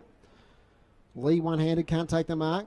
Ball spills free. Pigeon Webb slung on the tackle. He might be holding the ball. He is. Incorrect disposal. Jack Avant, who's had a great game today there across half-back. He's missing a lot of his mates back there today. Likes of Foon and Richter Salter. Connie Young as Avant up the wing. Ponting there. Mott takes it. Tackled by Ponting. And he's penalised. Great tackle. Josh Ponting. And there's a bit of a wrestle there with Mott. You know what, Dave? Like, no matter what happens today for North Launceston, it's got to be a positive, doesn't it, to give blokes like Lewin Jones a game, young Blake Holmes, and also Ollie Sanders. Yep. You know, that's a positive because you see what they've done. The boys have had a taste. They can see the level they've got to get to, and if needed later on in the year, you can bring one in, and you know they already know what it's about. Nice mark to Joshua Grant. Back in Glenorchy colours this year, takes it to Daniel Joseph, halfback. Get a beautiful goal in the first quarter. He goes wide looking for Connor Salter, takes it on his chest, and Connor Salter will relieve from halfback. Connor Salter down the line, taken well in the tackle. There is the Glenorchy player, and it's going to be holding the footy, and that's well done there by Sharon Egger. As I said, playing a different role today, been pretty good, won a lot of one-on-one contests. It's an up and under kick into that breeze. I tell you what, we haven't heard much of Jake Pearce today. Hasn't done a real lot across half forward, and what's a tough day for forwards. He may be one that they could throw into the midfield a little bit more. That was Mitch Donnelly holding the ball up for North Launceston inside 50. He's got up a little bit proppy. Jake Pearce going to do the ruck hit outs. He runs into the Duff man. The ball comes down to Reece Mott. Ponting there as well. Was set upon. And it's just going to be a ball up. About a metre inside North Launceston's 50 metre. Bart McCulloch sits at full forward. He's not well, the big fella Bart. He was as wide as a ghost before the game. Lucky to play. Lewin Jones can't beat Daly to it. Ball comes down. Joseph looking for and can't quite find Jay Bowden. And it's right on centre wing, the ball. It's Glenorchy, 7-3-45. North Launceston, 3-4-22. We've played 6.5 minutes in the third. Not one score yet. Goal to North Hobart. They trail 29-21. It's a good result for the young Demons. Clarence, of course, coming off the bye, might just be a little bit cold. Cox Goodger to Bannister, or could be taken high as Pearce. Rainbird, he didn't bump him at all, he just went in to tackle him, but tackled him head on. It's going to be a free kick to Jake Pearce. No remonstration, it was an accident. Yeah, I think Mitch Raybird actually offered an apology there. Yeah, look, it wasn't a bump or anything. So Jake Pearce gets up a little bit sore. If his stomach was a little bit dodgy before the game, that head hit's not going to make it any more solid than it needs to be. So Pearce, he's got McCulloch, who just can't lead at the moment. This ball's just going to fall way short. Sitting under it was Reese Mott, left foot. Arnold's away. He's got Pigeon Webb on a little bit deeper. If it does, it's not going to quite get there. He's looking for Bailey Bester, the in for Glenorchy. Centre wing, Webb steps inside, but while he did that, he stepped out of bounds, and it's gone from one side of the ground right across to the other, and it's railway wing, centre side of the ground. Dave Mohr, you're listening to 103.7, 96.5 City Park, or via the online stream. It's round 3 action, and you're going to listen to Dave Mohr. 23 points the margin, and so far so good for North Launceston in this third quarter. They haven't got any further behind. They want to restrict this margin to below 5 goals with a quarter to go. Here's James Webb, impressed with his effort. He gets out of lots of tackles. He's still got it. Manages to get free. Kicks to half forward, and Braden Webb takes the mark. A bit of a don't argue. Braden Webb, he looks fit this year, which is great for Glenorchy. Up to half forward. Chance over the back for Bowden. He can't quite take the mark. Player tackled there was young Roberts. Couldn't get a meaningful possession. Out of defence, Sharon Egger finds a teammate on the far side in Thomas Bennett. He's kicked 2 today. Goes short. Up here looking for one of the ins. That's Nathan Jackson in the long sleeves. Over the boundary line. Boundary throw in. So no goals as yet in this quarter. Have we had a score, Macca? I don't think we've had a score in this second half. And we're going nearly 9 minutes. Beautiful sun-drenched UTAS Stadium. Lots of rain earlier today. Thunderstorm last night. But the surface is great. Here's Cox Goodger. Throws an opponent away in James Webb. But the ball was over the boundary line. So still breeze. You can see those goalposts at the Infirmay Park end swaying in the breeze. So it gives you an indication of how strong it is. Front position, Duffy. Straight to Ponting, though. Gets out of a tackle. He might have been caught with the ball. He is. Just went a little bit long with it. Great tackle there by the big Duff man, Cameron Duffy. In fact, looks like the free kicks. Yes, it is going to Duffy. Tackle by the big fella. Hands to Rainbird. Mitch Rainbird down the wing. Or Webb drops a mark he probably should have taken. And the ball's over the boundary line with Cody Lowe. Groups inside 50s, quarter number 3. 2 to North Launceston, 3 to Glenorchy this quarter. Okay, so not a lot of inside 50 actions being played, a lot on that far side wing. And the poor old boundary umpire once again into that teeth of that breeze, does well. Duffy and Lee. Here's Cox Goodger, little handball to Ponting, further now to Bannister. Good hands to Simpson. He fumbles at the crucial moment. Will turn the ball over. Rainbird, Mott, he's tackled from behind. And eventually it's broken up by Egger. But he gets it as far as Millhouse. Now's a chance for the switch for Glenorchy. Off half back. Arnold goes short. Looking for teammate there, Matty Joseph in the long sleeves. He's at right half back. Invited now to play on as he moves off his line. Joseph up the wing. Mark not taken there by Cousins, and he moves away from the contest. So he's been pretty good since he come back into North Launceston's Jordan Cousins. Goes down the line, can't find Tom Bennett. And the ball just goes out in front of his opponent there, in Connor Solder, who's been serviceable down back for the Glenorchy. Not pretty footy, Macca, but North are doing their job. We're up to 11 minutes now. Yep, look, if they can sneak one, and as you said, be within 3 goals at three-quarter time, you would give them a chance if things go their way in the last quarter. Jackie Avent playing the goalkeeper's role as Jay Bolden just rolls up to the half-forward. Ponting snaps it over the top. This could be a mark. It's not. It's punched down in front. That was an interesting decision. Must have been touched off the boot. And that was Nathan Jackson, who just didn't want to take the mark. He double fisted it. I think he thought he might have been in defence at one stage, Dave. Ball up just inside North Launceston's forward line. Pearce tries to do the ruck work. Comes down to Ponting. He's got busy. Out to Egger. Inside 50, Bennett 1 on 2. He's got a lot to beat. Can't quite do so. Well done there by Gunther. Ball comes down the front. It's well taken. It could be Simpson goal. No, it's not. He's missed far side. And it's a point. But that's the first score for the quarter. North Launceston 3-5-23. Trail Glenorchy 7-3-45. 12 minutes gone. We've only had one behind.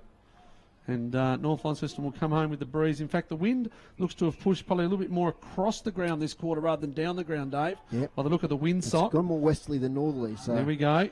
It's Dave Mohr, the Meatherman. Reese Mott finds Joe Bowden over the top to Webster. There's the Glenorchy class, 1, 2, 3. Here's the little speedster. I've liked him today. As Callan Daly. It bounces for him. He could go over the top to Pigeon Webb. He chooses not to. And he misses near side. All he had to do was pop it over the top, and it would have been a great team goal for Glenorchy. Of course, goal of the day, sponsored by Tassie Artificial Turf. Thank you to Skippy Child. Who's in front at the moment? Daniel Joseph. That was a pretty good Daniel kick. Joseph was a very good goal. This is kicked out now to Egger in the back, or half-back flank. Just stemming the tide at the moment, the Bombers. Oh, it's intercepted there by Daniel Joseph. In front of his opponent there in Harrison. Kick inside 50, great mark. Making great ground there was Connor Pearton, using his pace. And back to Egger, who's been one of the best today for the Bombers.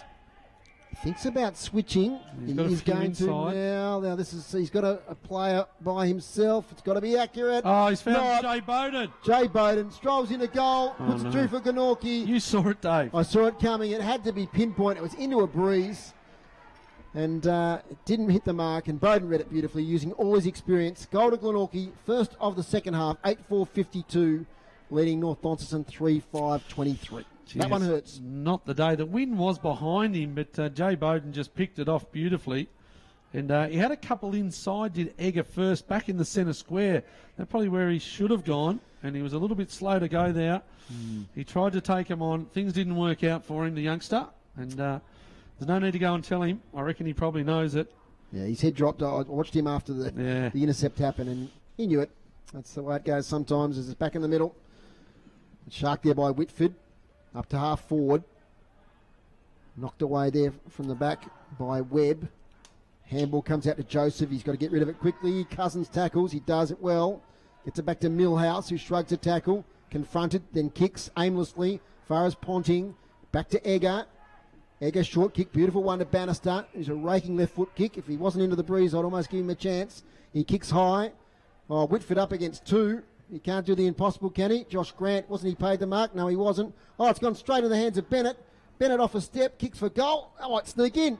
It has. That's a goal to Tom Bennett. And Lux of Fortune there for North Launceston. Now, I'm just making sure that is Bennett and not Pierce Macker. Sorry, Dave, I wasn't watching myself. Yep, might have been Jake Pierce. I've got the binoculars on as he comes back towards the centre of the ground. Well, Bennett's in the centre now. Pierce is in the middle. Yeah, I think it was Jake Pierce. Pierce. Take that back. Yep, I think it was a Jake Pierce goal. Yeah, because Bennett's just come back on the ground. Yep, so apologies to the viewers and listeners there. Apologies, I wasn't watching with you, so I couldn't help you out there. But Jake Pierce gets his first, and the first for North Launceston for the third quarter. They're 4-5-29, trailing Glenorchy 8-4-52, so a goal apiece. And we've had two goals. We didn't have any goals for about 14 minutes, and then we've had two in a minute. Ball comes down in front. They're looking for Bannister. It sneaks out to Ollie Sanders, the youngster, this 15, 16-year-old. Going on 16, he'll play state under 16 footy this year, will Sanders. And it's centre wing. And it's going to be another ball up. The umpires have earned their money. Dave, you've got a score at North Hobart? Yeah, Clarence 5-6-36, North Hobart 3-4-22. And the latest score we've got at Lauderdale is still that same one. Launceston 10-11-71, Lauderdale 6-3-39. Good to see Jack Dunellen with a couple of goals. I saw a practice match the other week against the Mariners, Launceston, and Dunellen went away in an ambulance. And things didn't look good, but he's had a couple of weeks out and he's back in the last couple. And great to see Jack Dunellen. He's a good player, the youngster. And this is going to be a free kick. Joel Millhouse. Into Joel Millhouse, half back for Glenorchy. So 17 minutes gone. Oh, he's taken out of the contest. There is Bowden, but it's all legal. Jackie Avent kicks inboard, finds Pierce, could have gone hands. Comes back in, now centre circle. Oh, he slips over to his Cousins. He gets up, he's taken well by Zach Webster. He's been good. It's called a throw. Here's Daly. Comes inside, looking for, can't find Pigeon Webb over the back. It's in the front there of the pack. It was Mitchell Walker, the big unit. Here's Jay Bowden. He's just doing as he pleases. Touches the ball on the ground. Comes inside. What a kick. Oh, couldn't quite find Daly. It was actually sitting on the ground. The kick was trying to go to Webster. It comes back out, though. Left foot. Going to be another kick. James Webb. I was going to say, is that James Webb? Number 13. He's got another kick. So that could be costly because that one missed near side. James Webb is going to line up for Glenorchy's 9th. I'll tell you what, Cody Lowe today, Macca, he's been on Mitch Walker, who kicked the bag last week. Yes. I know it's not a great day for key forwards, but he's done a fantastic job on Walker. Yeah, he has. We've hardly called Mitch Walker at all. He spent a little bit of time in the ruck, Walker, at times. Glenorchy running the rotations. 3 players come off, 3 players go on. So they've got good legs. Here's James Webb, left foot. Has he learnt from his miss? He has. Straight over the goal umpire's hat. And that's James Webb's 2nd for the day. And Glenorchy's 9th. So Glenorchy 9-4-58. North Launceston are 4-5-29. 18 minutes just ticked over. You're listening to City Park Radio. 103.7, 96.5. You're joined by Dave Mohr, David Gruber on the stats, and myself, Matthew McGee. The stats groups, anything glaring there? North Launceston still on top of the clearances. Yeah, my word, they are. Yep, 6-2 this quarter. Inside 50s. Glenorchy's way, 7-5. And hit-outs are about even, 9-8 North Launceston. That's why Dave Gruber's the best in the business. Back in the middle with Josh Ponting, no doubt about that, as Josh Ponting kicks inside 50. Ball falls short, not taken there by Stevenson. Player tackled straight away. Be a ball up. And last time Glenorchy got a goal, North replied straight away through Jake Pearce. They just want to keep that margin in that 4 goals. The breeze in the last quarter, anything's possible. There's Jake Pearce in the ruck there. Out to the side here towards Donley. Joseph's there. Donley gets it to Ponting. Pushed off his kick. Chance, Simpson. mark. That's Simpson. Young Simpson from Scotch Oakburn College. Made his debut last year and, of course, played in the Premiership. And just on the edge of the Mariners squad, Macca, for our viewers on the stream in the south. So he's only he'll play in the Tassie under-17s. They've got a couple of games later on in the year, around about June. So you'd imagine he'd get a game in the under-17s and then push himself in for Mariners next year as an under-18. Simpson. So should get the distance even though he's into the breeze. 35 out, 45-degree angle, keeps it low. He's missed to the near side, one behind. North Launceston 4-6-30, Glenorchy 9-4-58. The margin's 28 points. As Daniel Joseph kicks to himself, gets the handball back now, and handball's long to, I think that's Webster under pressure. He managed to shrug a tackle, gets into the middle of the ground to Lee, who fumbles. Daly, great game today. He's tackled this time though, releases the ball. About 10 or 15 players around the ball. Eventually comes out to Pearce. His kick smothered. Shuffled forward by North Launceston towards a player there, number 43. That's Mazengarb. His kick smothered. And I wouldn't be surprised if the umpire's going to ball this up. Macca, you got a score or two? Yeah, AFL. It's the Giants 8-14-62. They've skipped away at three-quarter time. The Dockers 5-6-36. And Richmond 10-11-71. The Lions are still 0 goals, 4. Bannister gets the handball away to Sanders. Kicks in the left foot, inside 50. Bennett front position. Knocked away by Gunther. Chance for Pearce. Evades a tackle. Pearce for goal, and he misses to the right-hand side. So they're peppering a bit here, North Launceston. 4-7-31. Glenorchy 9-4-58. Here's Matthew McGee for City Park Radio Sport, as we're at the 21-minute mark of the third quarter. About to go in the Sydney Cup, Dave. 3,200 metres. Al Mandan, the Melbourne Cup winner, will be trying to win the double. The ball was taken by Egger from the kick-out. Gives it across to Ponting. Inside 50, but it's well chopped off there by Daniel Joseph. It's been good today. Gives it over to Gunther. Gunther fumbles. Tries to get his own ball back, but all he does is kick it up in the air, and lucky not to go out of bounds. It's off hands. Left forward pocket. So Glenorchy 9-4-58. North Launceston 4-7-31. There's a light down there in the far goal square that's just flickering on and off on the red line sign. That was just caught my eye. Something's hit it and maybe broken it there. They're all the illuminated signs now around UTAS. Looks great here. It'll look great for the Hawks. Secured a game in a couple of weeks. Glenorchy into attack, but Fozzie Moore's boy Lowe, he's done well, but all he's done here is turned it over to Webster. That's Zach Webster, been really good today, Zachy Webster. Inside 50, Rainbird, one-on-one with Avent. Great contest. Avent wins out, but he can't beat the numbers. But off the side of the boot there for Glenorchy is Bailey Bester. And Avent, he doesn't lose many one-on-ones, and that was a great half contest there for him, Dave. Yeah, Clarence 36, lead North Hobart 22, and sort of stopped our scoring there at Lauderdale, but it's Launceston 71, Lauderdale 39. Kick in, North Launceston, looking for Alex Lee up in front. Well done down the front there for North Launceston was Blake Holmes. And this one's found Donnelly. Donnelly looks to play on. Here's Whitford coming off the bench. The coach, he's moved forward as Cox Goodger, and he's taken the mark, but he's a long way out from goal. He's got Whitford running outside. Whitford's got to try and go on the left foot. He didn't. He tried to kick the check side. Dave Gruber shakes his head, and all he had to do was lay it across the left boot, Dave. There's been a lot of commentary about it, hasn't there? The modern-day player not wanting to use their opposite side. Tell us what you really think, Groups. You're mic'd up today, don't forget. Hey, not good enough? No, not by an experienced player like Whitford. Daniel Joseph. Because they were away, weren't they? They were away. Daniel Joseph. He's got the resultant free kick in the back pocket. Bart McCulloch standing the mark.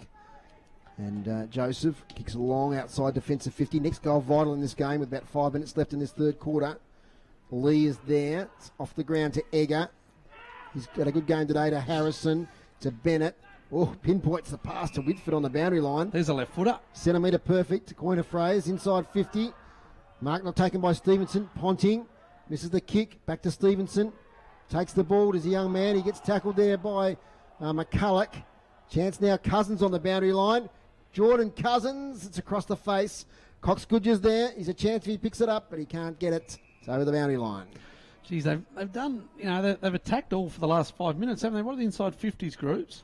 Inside 50s are 10 to North Launceston, 8 to Glenorchy, but they've had probably the last 6 or 7, haven't they? Inside 50s. They try by 27.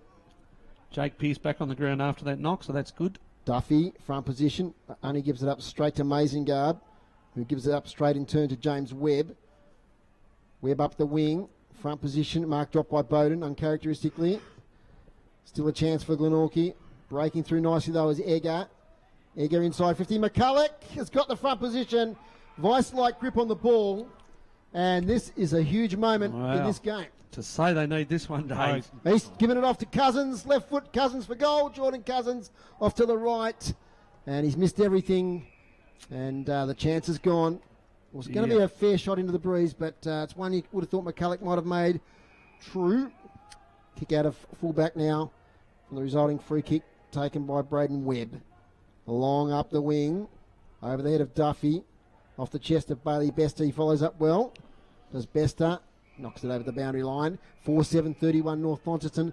Glenorchy 9-4-58. We'll have Anthony Osborne again at three-quarter time at Lauderdale. Don't forget at the end of the game we'll have the coaches in the rooms as well. We'll have the winning coach, that is. We've also got the goal of the day, Tassie Artificial Turf. Daniel Joseph leading that contest at the moment. Three-quarter time, Bracknell 5-10-40, Longford 4-7-31. Is a score in the NTFA. Rainbird gets it off to Mott. Long kick inside 50. Oh, that's a good mark in front. Jay Bowden has taken it. He's everywhere at the moment. He was on the wing a minute ago. He's class, isn't he? Now he's a leading forward, and he'd back himself, but with this breeze behind him, he delivered from probably right on the 50. Took the mark in front of Jackie Event. And this might put the margin out too far at three-quarter time, which is looming. 26 gone. Jay Bowden, slightly left of centre, right on the 50-metre line. Oh. Umpire loves it. It's a goal. It's a huge goal for Glenorchy right on three-quarter time. 2 to Jay Bowden. 2 for the quarter. 10-4-64 Glenorchy. North Launceston 4-7-31. He is the Rolls Royce, isn't he, Dave? Yeah, okay, I don't call him the Prince of Glenorchy for nothing. That's just a sensational kick in tough conditions. Certainly was. And North Launceston, they've got to keep their heads up. They do have the breeze in the last quarter. Is that Big Bart in the ruck, Macca? Yeah, Big Bartholomew is in there. Bannister's there. Cox Goodger's gone back in as Whitford. So they can't have much better in the centre square. McCulloch, he goes down to Whitford. Play a lot more inside today, Whitford, with all those outs, of course. The Gastro going through the North Lonnie side. Bennett couldn't take the mark. Ponting gets it up, only as far as Pearce. Ponting still there. He's busy. Well done, though, by Glenorchy. Over the top, and there's the three-quarter time siren. So it's North Launceston 4-7-31. They kicked 1 goal 3 for the quarter. Glenorchy 10-4-64. They kicked 3 goals 1 for the quarter. And those goal kickers for Glenorchy: Wonder Webster, Rain Bird, Daniel Joseph, James Webb, and 2 to Callan Daly, Braden Webb, and Jay Bowden got 2 in that quarter. And for North Launceston, Bennett's got 2, Jake Pearce has got 1, and Bart McCulloch's got 1. We'll come back with the boys on the boundary and all the stats from the third quarter. Just before we go back for some messages, good news from the Gold Coast Macca. Hamish Peacock, silver in the javelin. Right. Jeez, I saw him rip one last night with his last throw in qualifying. Unbelievable. So he got a throw of 82.59. So bronze in Glasgow, silver in the Gold Coast Commonwealth Games. Well done. Listen to City Park Radio and watching the TSL live stream. It's a 33-point margin at Glenorchy at three-quarter time. We'll be back in just a moment.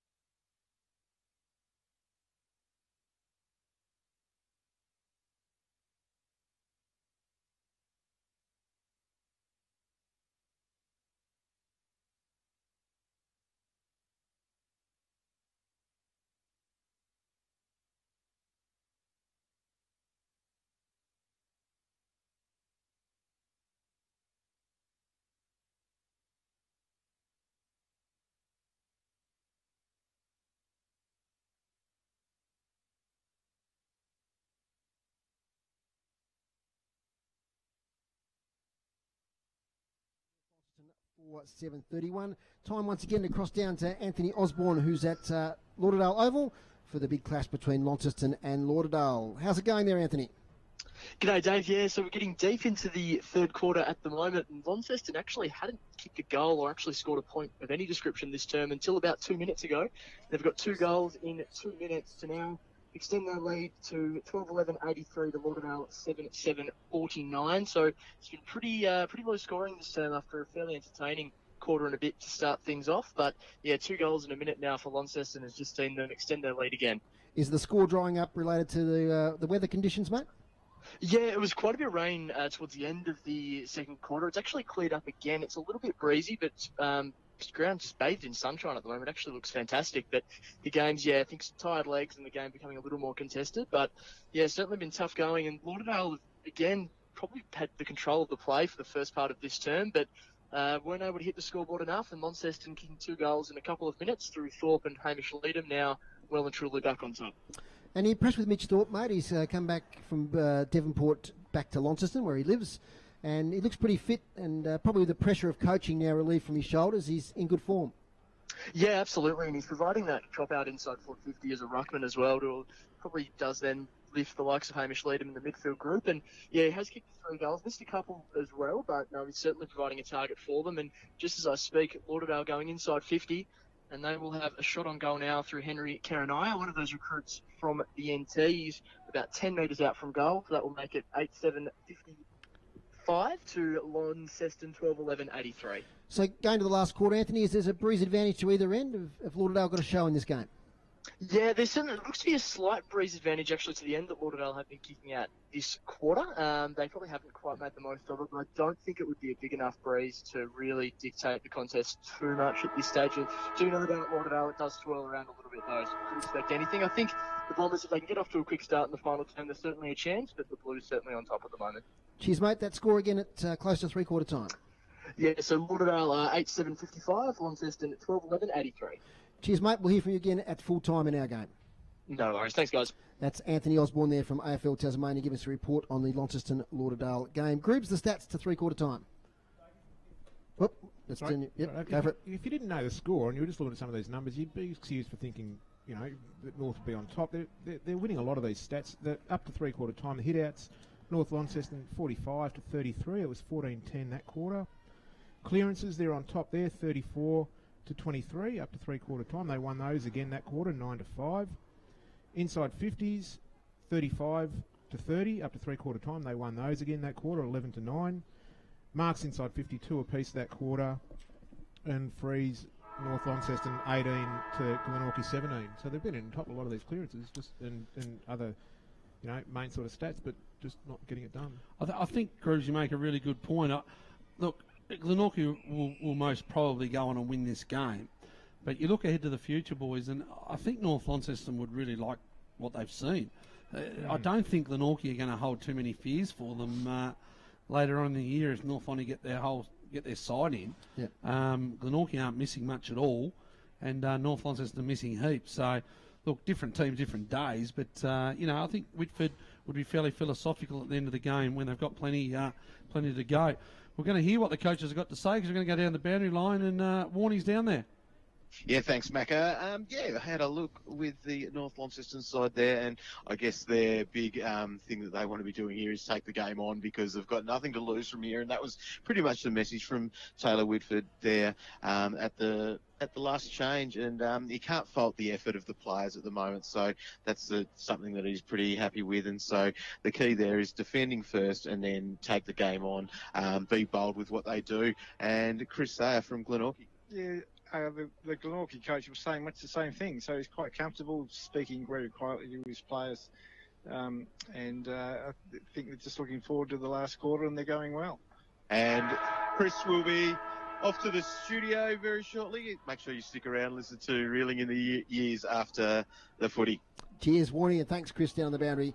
If you're in the rooms at the end of the game, we're underway in the last quarter. 33 points is the margin. Here's Matthew McGee. First scrubby possession goes the way of Glenorchy, kicked off the ground there by Camerick, left forward pocket, out of bounds. So just looking where the Prince has rolled to, and Jay Bowden, he's just snuck behind the footy again, and he's left alone. So North Launceston, they're going to play into Glenorchy's hands again, you'd imagine. Glenorchy, though, taking it very seriously. They still think that they got a little bit of work to do because they've set him down behind the footy, low. Goes out and finds Sanders by hand. Over the top to Avan. He looks left, comes back inboard. Finding Egger, who might have moved forward.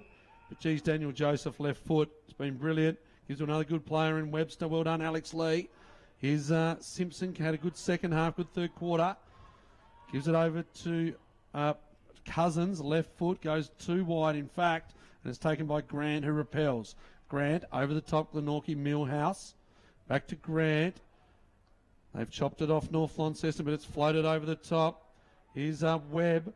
Looks inboard, looking for his teammate there in Johnny Geard. Falls to the front. Daly's been busy all day. Oh, he's put his teammate under the pump here with a slow handball. And it's going to be kicked in, though, again by Webb. That's Braden Webb. Looks for Camerick, but chopping in there is Blake Holmes. One of those many inclusions for the North Launceston Bombers today. Here's Tom Bennett. He's taken the mark in defensive 50. Comes down the line. He's going to put his best mate at Pearce under the pump, and it's well spoiled by Harrison Gunther. Playing that unfamiliar role this year down back, but he's it's been good. It's been good. He spoils well. He's played his role on Bennett, on Pearce. He's out of the Mariners program now. Yeah, he's done now. Yep. Yeah, he's done. Boundary throw-in on the wing. Yeah, would still harbour aspirations, Dave, wouldn't you, of an AFL We gig? like that. Yeah, my word. As Lee knocks it down here towards Simpson. He's beaten to it, though. There by Millhouse. He lays a tackle to Millhouse on Simpson. Strong tackle. Boundary, ball up. 33 points. Might be too much, even though the Bombers have got the breeze. Some tired legs out there. And so you wonder how many other players are feeling the effects of that food poisoning / gastro outbreak. Here's Simpson now. Inside 50 is Bowden back in defence.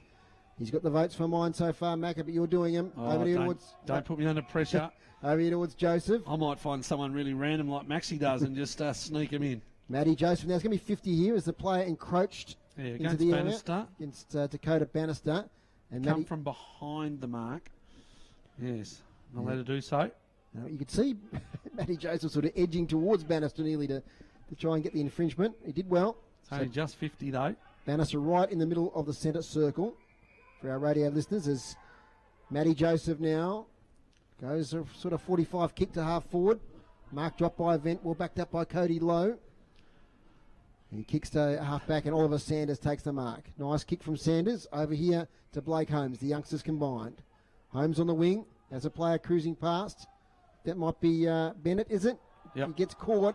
He'll be holding the ball here, I reckon. He is Callan Daly. And Glenorchy with the free kick, centre wing. Close to the boundary line with a kick.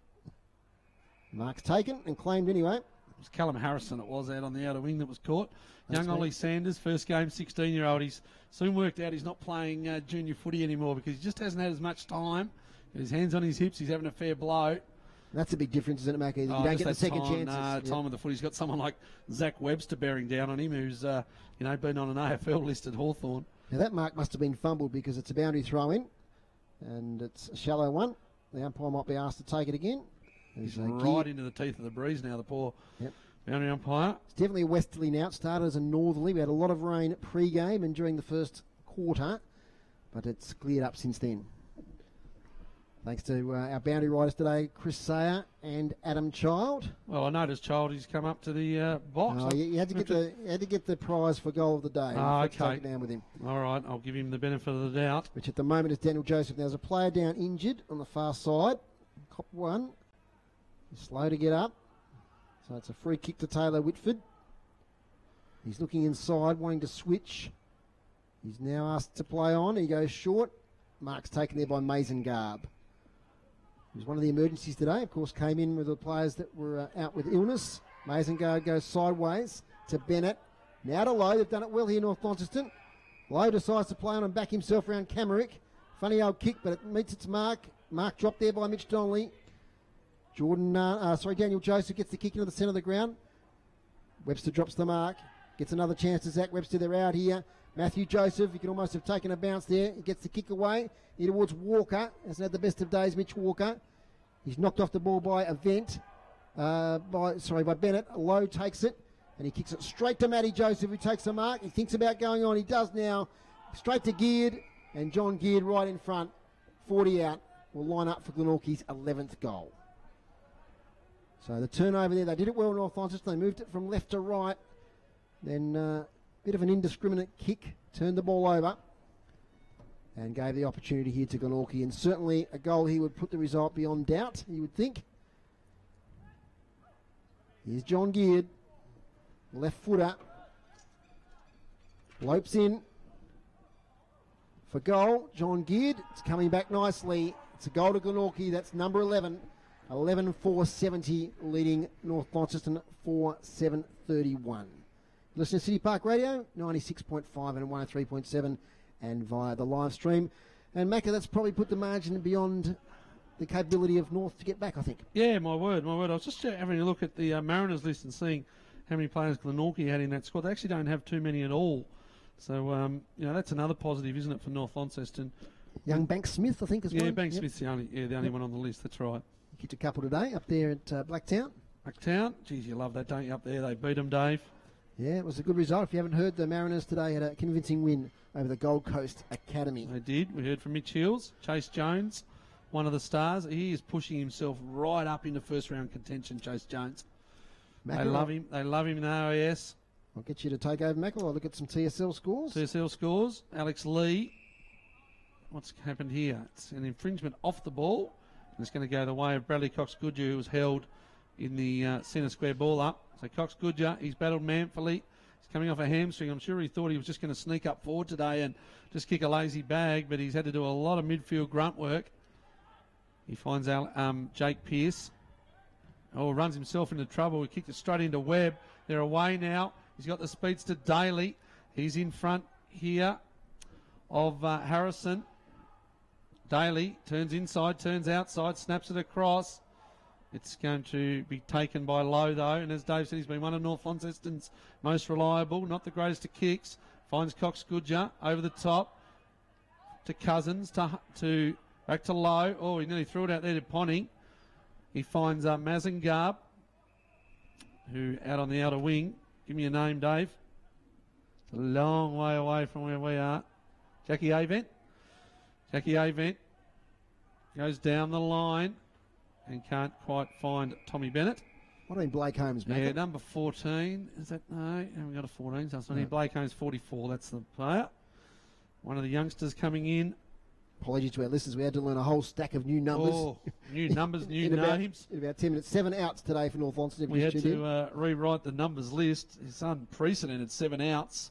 Big food poisoning outbreak for the whole North Launceston club.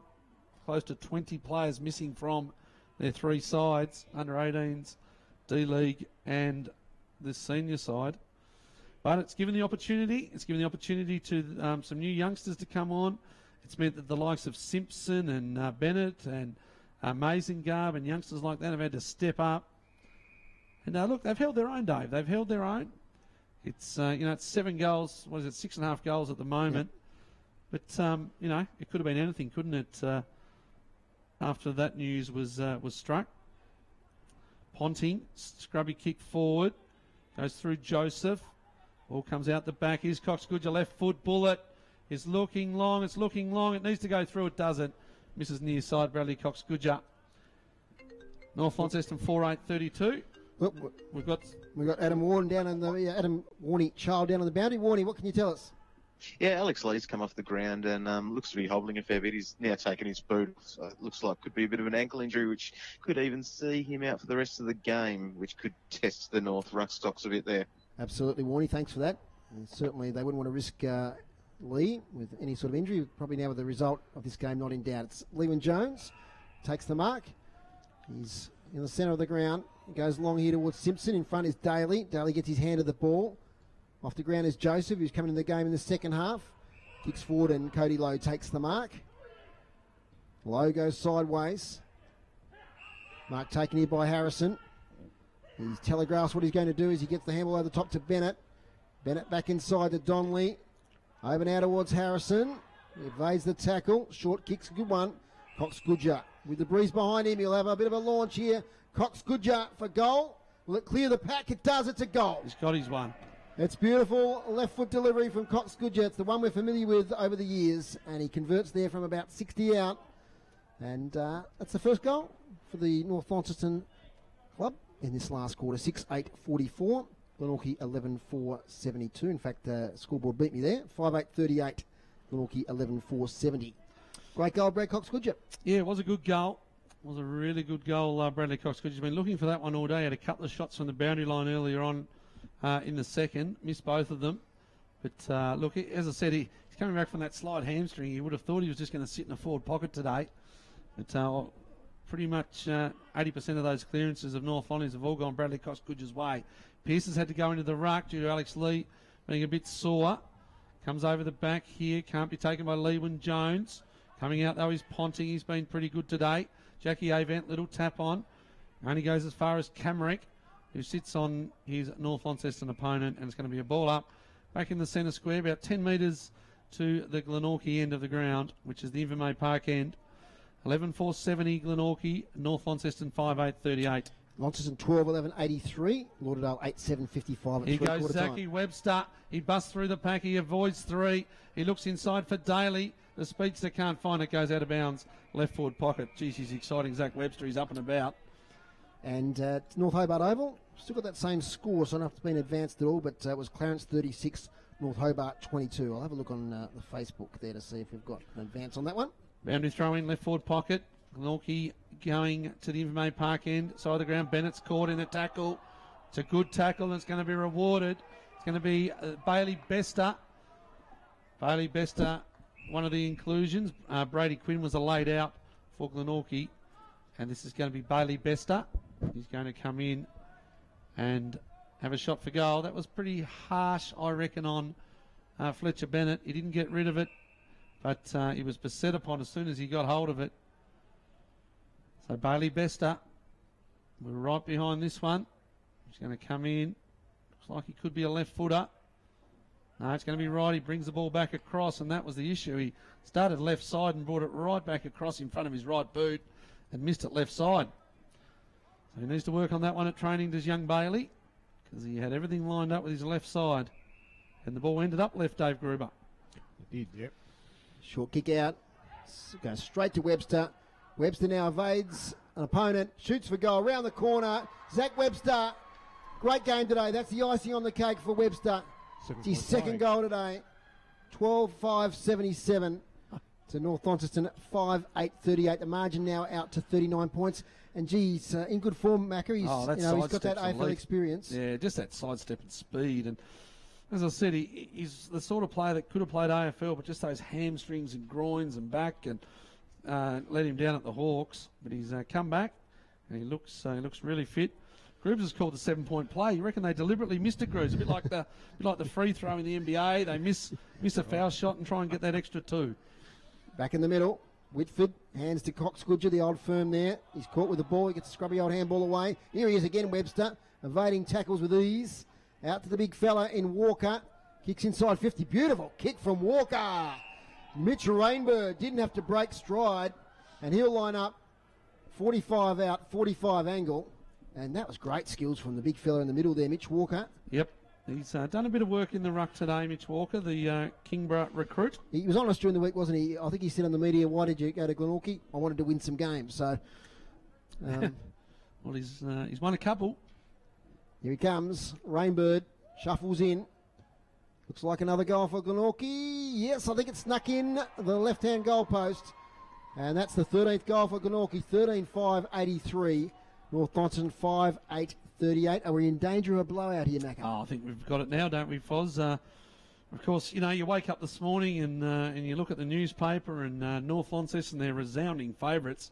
Glenorchy were $3.60. The margin was about 22.5 points early on this morning. And then all of a sudden, a little wind of some outs comes and the punters jump on. And in the end, the betting was suspended because they smelt a rat. And the rat was probably in Thane Brady's pies that he might have served up at North Lonnie's players' tee. But, look, it's a blowout now. What are the inside 50s groups? There's another one's going to come here through Mitchell Walker. In fact, he goes sideways, but it's going to be Webb. Webb goes in, goes over the top of Bowden. Here's Daly, sneaks in over the back. He reminds me of a little Speedy Standen type, doesn't he, Foz? Yeah. Sorry, what are the inside 50s? Yeah, 8 inside 50s. Yeah, it's a 2. Yeah. That wind's dropped towards the city end. Hasn't helped North Launceston's cause. No. Just going straight across the ground. Saw a bit of Callan Day last year. You could see the potential was there, but he's gone up a level this year. Yeah, good speed. He's low to the ground. He's got those good coloured boots on, Dave. Good for us. Daly, 10 inside from the boundary. He leaves it out to the left. It hasn't made the pocket. Here's Rainbird. He's going to try and snap one over for goal of the day. Oh, Dave Mohr, give him the goal of the day. That is Mitch Rainbird. Snap over the left shoulder from the pocket in front of the Carlton draft stand. And Mitch Rainbird snaps another one through. That's his second for the quarter and third for the game. Give it to him. Tassie Artificial Turf goal of the day, Mitch Rainbird. Now, Warney, go and find him after the game. But Mitch Rainbird, he's an enigma, Mitch Rainbird. He can play some awesome games. He can play some stinkers. He's come back into the side after the last couple of years, and he's kicked his third goal. And Glenorchy, the blowout, has arrived. 14-5-89 late into the fourth quarter. North Launceston 5-8-38. So 2 late goals here. Well, not so late. We've still got about 10 minutes to go, but 2 goals in the last quarter. Mitch Rainbird. Margin now out to, 51 points. You're listening to City Park Radio 103.7, 96.5.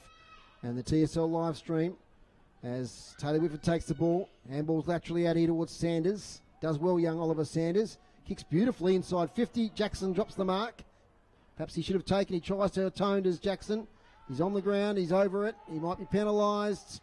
Players hovering. He is. Free kick, Glenorchy. Bit of attention afterwards as well. There's a free kick, I think, Joel Millhouse down there. Kick sideways. Looking for Josh Grant. Big fella back from the SFL. Kicks nicely. Finds Matty Joseph. also back on the side today. He's a big part of their big teams of the last few years. Matty Joseph, experienced senior player. They switch the ball to the outer side to Glenorchy. Taking the mark is Webster. I like this from Glenorchy because this time the last couple of years ago, Foz, they wouldn't be switching the ball and spreading and all that like they have done today. So it's good signs for Glenorchy and their new coach, Paul Kennedy. Yep, impressive man. I heard his press conference last week as Harrison now kicks forward of the ball. Did he have his shirt on by then? He did. He got saturated. As Event now gets it to Whitford by hand. Whitford outside 50 for goal. Big Grant will get there just in time. Yeah. And I've been impressed with him today, Macca, back there. He's done a good job. Yeah, look, behind. He's a big unit. He's a well-cut lad. And he's been very good. Oh, geez, he's not so much of a great kick outside. He tries to get it to Mott, I think. But Bennett from the boundary line. Goal of the day! Oh, dear. Oh, that's sensational. From the boundary line, threw it on the boot. Impossible angle. Drifted back with the breeze. Tom Bennett, 3 goals this afternoon. Oh, Tommy Bennett, get that one into your Maxwell. Magnificent. He'd have had it wrapped up with his first, I would have thought, with that one in the howling breeze. And the Tom Bennett. Oh, geez, breeze. So, Tassie artificial turf goal of the day. We might have to give 2, but I think we'll still go Rainberg because it makes it easier for Warney. He does. He's in the same room. But gee, sorry, Tom Bennett. That was a great goal. And it's been a good game today, Macca. It's been, I think, early in that third quarter we had about 10 minutes of negative play, but there's been some good individual highlights. That was very good, wasn't it, Tommy Bennett? 44 points now. Out of the centre again. Players tied, so it's opening up a bit here. Johnny Geared. Here's handball to Mott off the left. Up towards attacking 50. Player in front should take the mark and does. And that's Connor Pearton. On that left foot, up here towards Ponting. He's pursued by Arnold. Handball comes back to Ponting. Back to Pearton now. Low left foot kick. Does the job to Cox Goodger. He's got options by hand. It's Ponting to Cousins. Good link-up play here by North Launceston. Cousins inside 50. It's a 1 out. Mark should have been taken by Bannister. He'll recover. Off the right another foot. Goal of the day. Dakota Bannister. What a wonderful goal that was. And that's a great team play. That's the North Launceston we know. It's link-up play from half-back. And finishing it off was Dakota Bannister. Yeah, look, Ponting's had a heap of touches. Little handballs today, Ponting again. He's one of my favourites, and he started the chain back here on half-back. Cousins is, as I said, North Launceston, Dave, I think they've done enough today to show us that even with all these players out, that they're going to be very hard to beat. But Glenorchy will get the W, and they'll go to 2-0 and match North Launceston. Glenorchy next week have got North Hobart, Dave, and North Lonnie have got Clarence at Blunston. Okay. And so, you've got to think about those players that are out today. Something like food poisoning takes all your energy away. Just because they start to feel better Monday, Tuesday, doesn't mean they're going to have the energy to all play, at full strength next Saturday. That's right. With a couple of road trips. They've got 2 in a row down Hobart, Blunston Arena, and then at North Hobart. It's a couple of aggressive scores. Clarence 51, North Hobart 25, Launceston 97, and Lauderdale 55. Macca. The ball's taken in defensive 50 there by Joel Millhouse. He squares it up to Bowden. He's done what he wants. Zach Webster over the top. Takes the mark in front of Cody Lowe. So Webster just slows things down. Railway wing side of the ground. He's looking up here and punching the ball out is Mitchell Walker. I think it was out of bounds first, and in fact it was. And Lewin Jones is going to take the free kick. Lewin Jones goes over the top. Finds Oliver Sanders. Nice little left foot. He's got good skills, the boy. Comes into Egger. Egger to Avent. Kept them in the game early, did Avent. Comes right across the ground here. Finds another inclusion in Mazengarb. Mazengarb finds Cousins. So they're going from one side to another. North Launceston. Cousins laconically goes inside. Oh, he took the mark off Ponting, did Avent. And Fletcher Bennett is now under the pump. It's a 2-on-1. It's a 3-on-2. Here's Walker. Hands over the top. Here's Daly. Gives it across to the Glenorchy player and Adam Roberts. And he seals the game. It wasn't already sealed, David. Is now 22 and a half minutes. And Adam Roberts, it's another great team goal. And, geez, this game's opened up in the last quarter. Sure has. That wind's changed, gone across the ground. It's just allowed players to not be pushing into it as much. And that was, brilliant play. Brilliant play, Glenorchy. Finished off by Adam Roberts. We had 8 goals in 22 and a half minutes, so we might get around the 30-minute mark in this quarter. Got any final AFL scores there, Macca? Or progressive. Oh, do you want to know if the Lions have kicked a goal yet, Yeah, I Dave? wanna see if, Hang on, I'll have a look. You take the boundary, the ball up. Okay, we've got... Full-time Giants by 31. Yep. And good news is the Lions have kicked a goal. They've kicked 1-5. 11. They trail the Tigers by 75. Okay, Glenorchy 15-5-95, North Launceston 7-9-51. We've got a secondary ball up in the middle of the ground. Hope you've enjoyed our coverage today here on City Park Radio and via the TSL live stream. Of course, the TSL keeping you up to date during the week with all the highlights of the previous week's games, all the goals, all the big events. They do a great job there, the team. There, Anthony Osborne, Damien Gill, as it's another ball up in the middle of the ground. We thank our streamer today, Simon, who's done a fantastic job. As usual, enjoy working with him here at UTAS Stadium. Doing some more live streams through the year here and also at Windsor Park. As Whitford now clears the congestion up to half forward, Harrison Gunther takes the mark on his chest. He's going to go the switch to Joseph. He has a lot of possessions in this second half. He picks it up. No, he doesn't. Well done, Egger. Strips him of the ball. In towards Bannister. It's out of bounds on the full, I think. It is indeed. That'll be a relieving free kick for Glenorchy. Short kick. Dusty Martin's just kicked a lazy 5, Dave. Against the Lions. Big season. It's Mott with the ball at half back. Kicks long to the outer side. Nice mark. That's the big duff man. He handballs it off. Taking it is Millhouse. This way, that away. Up the wing. Webb spoils from the back. Taken by Roberts, who kicked that last goal. Great tackle, Lewin Jones. He'll be rewarded. In the late afternoon sunshine here at UTAS Stadium. Oh, no. Poor kick by young Jones, looking for his young mate in Sanders. And a bit of an experience there. He kicks it out of bounds on the full. Needs to work on that kick, does young Lehman. It's an awkward ball drop. 3 goals today to Rainbird and 3 goals to Bennett, the major goal kickers in this contest. We'll have Warney down in the rooms talking to Paul Kennedy. First time on City Park Radio. Look forward to hearing that from the winners' rooms. He'll be nervous, won't he, Kennedy? I think Warney will as well. As kicks switched here towards Simpson. Doesn't take the mark. Confronted by Rainbird. Spills out the back. Harrison by hand to Whitford to Ponting. Ponting thinks about a handball backwards. He does so to Whitford, now to Cox-Goodger. A little chip kick here to Egger, who takes the mark on his chest.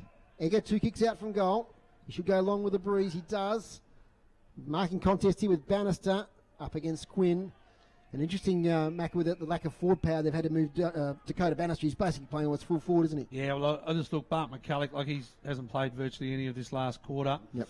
Feeling terrible, was visibly ill before the game, and Alex Lee with that maybe an ankle or something, I think Warning reported. Yep, but interesting development there for the Bombers. Their ruck stocks. Player tackle to the ground. Just repeating those players out pre-game for North Launceston.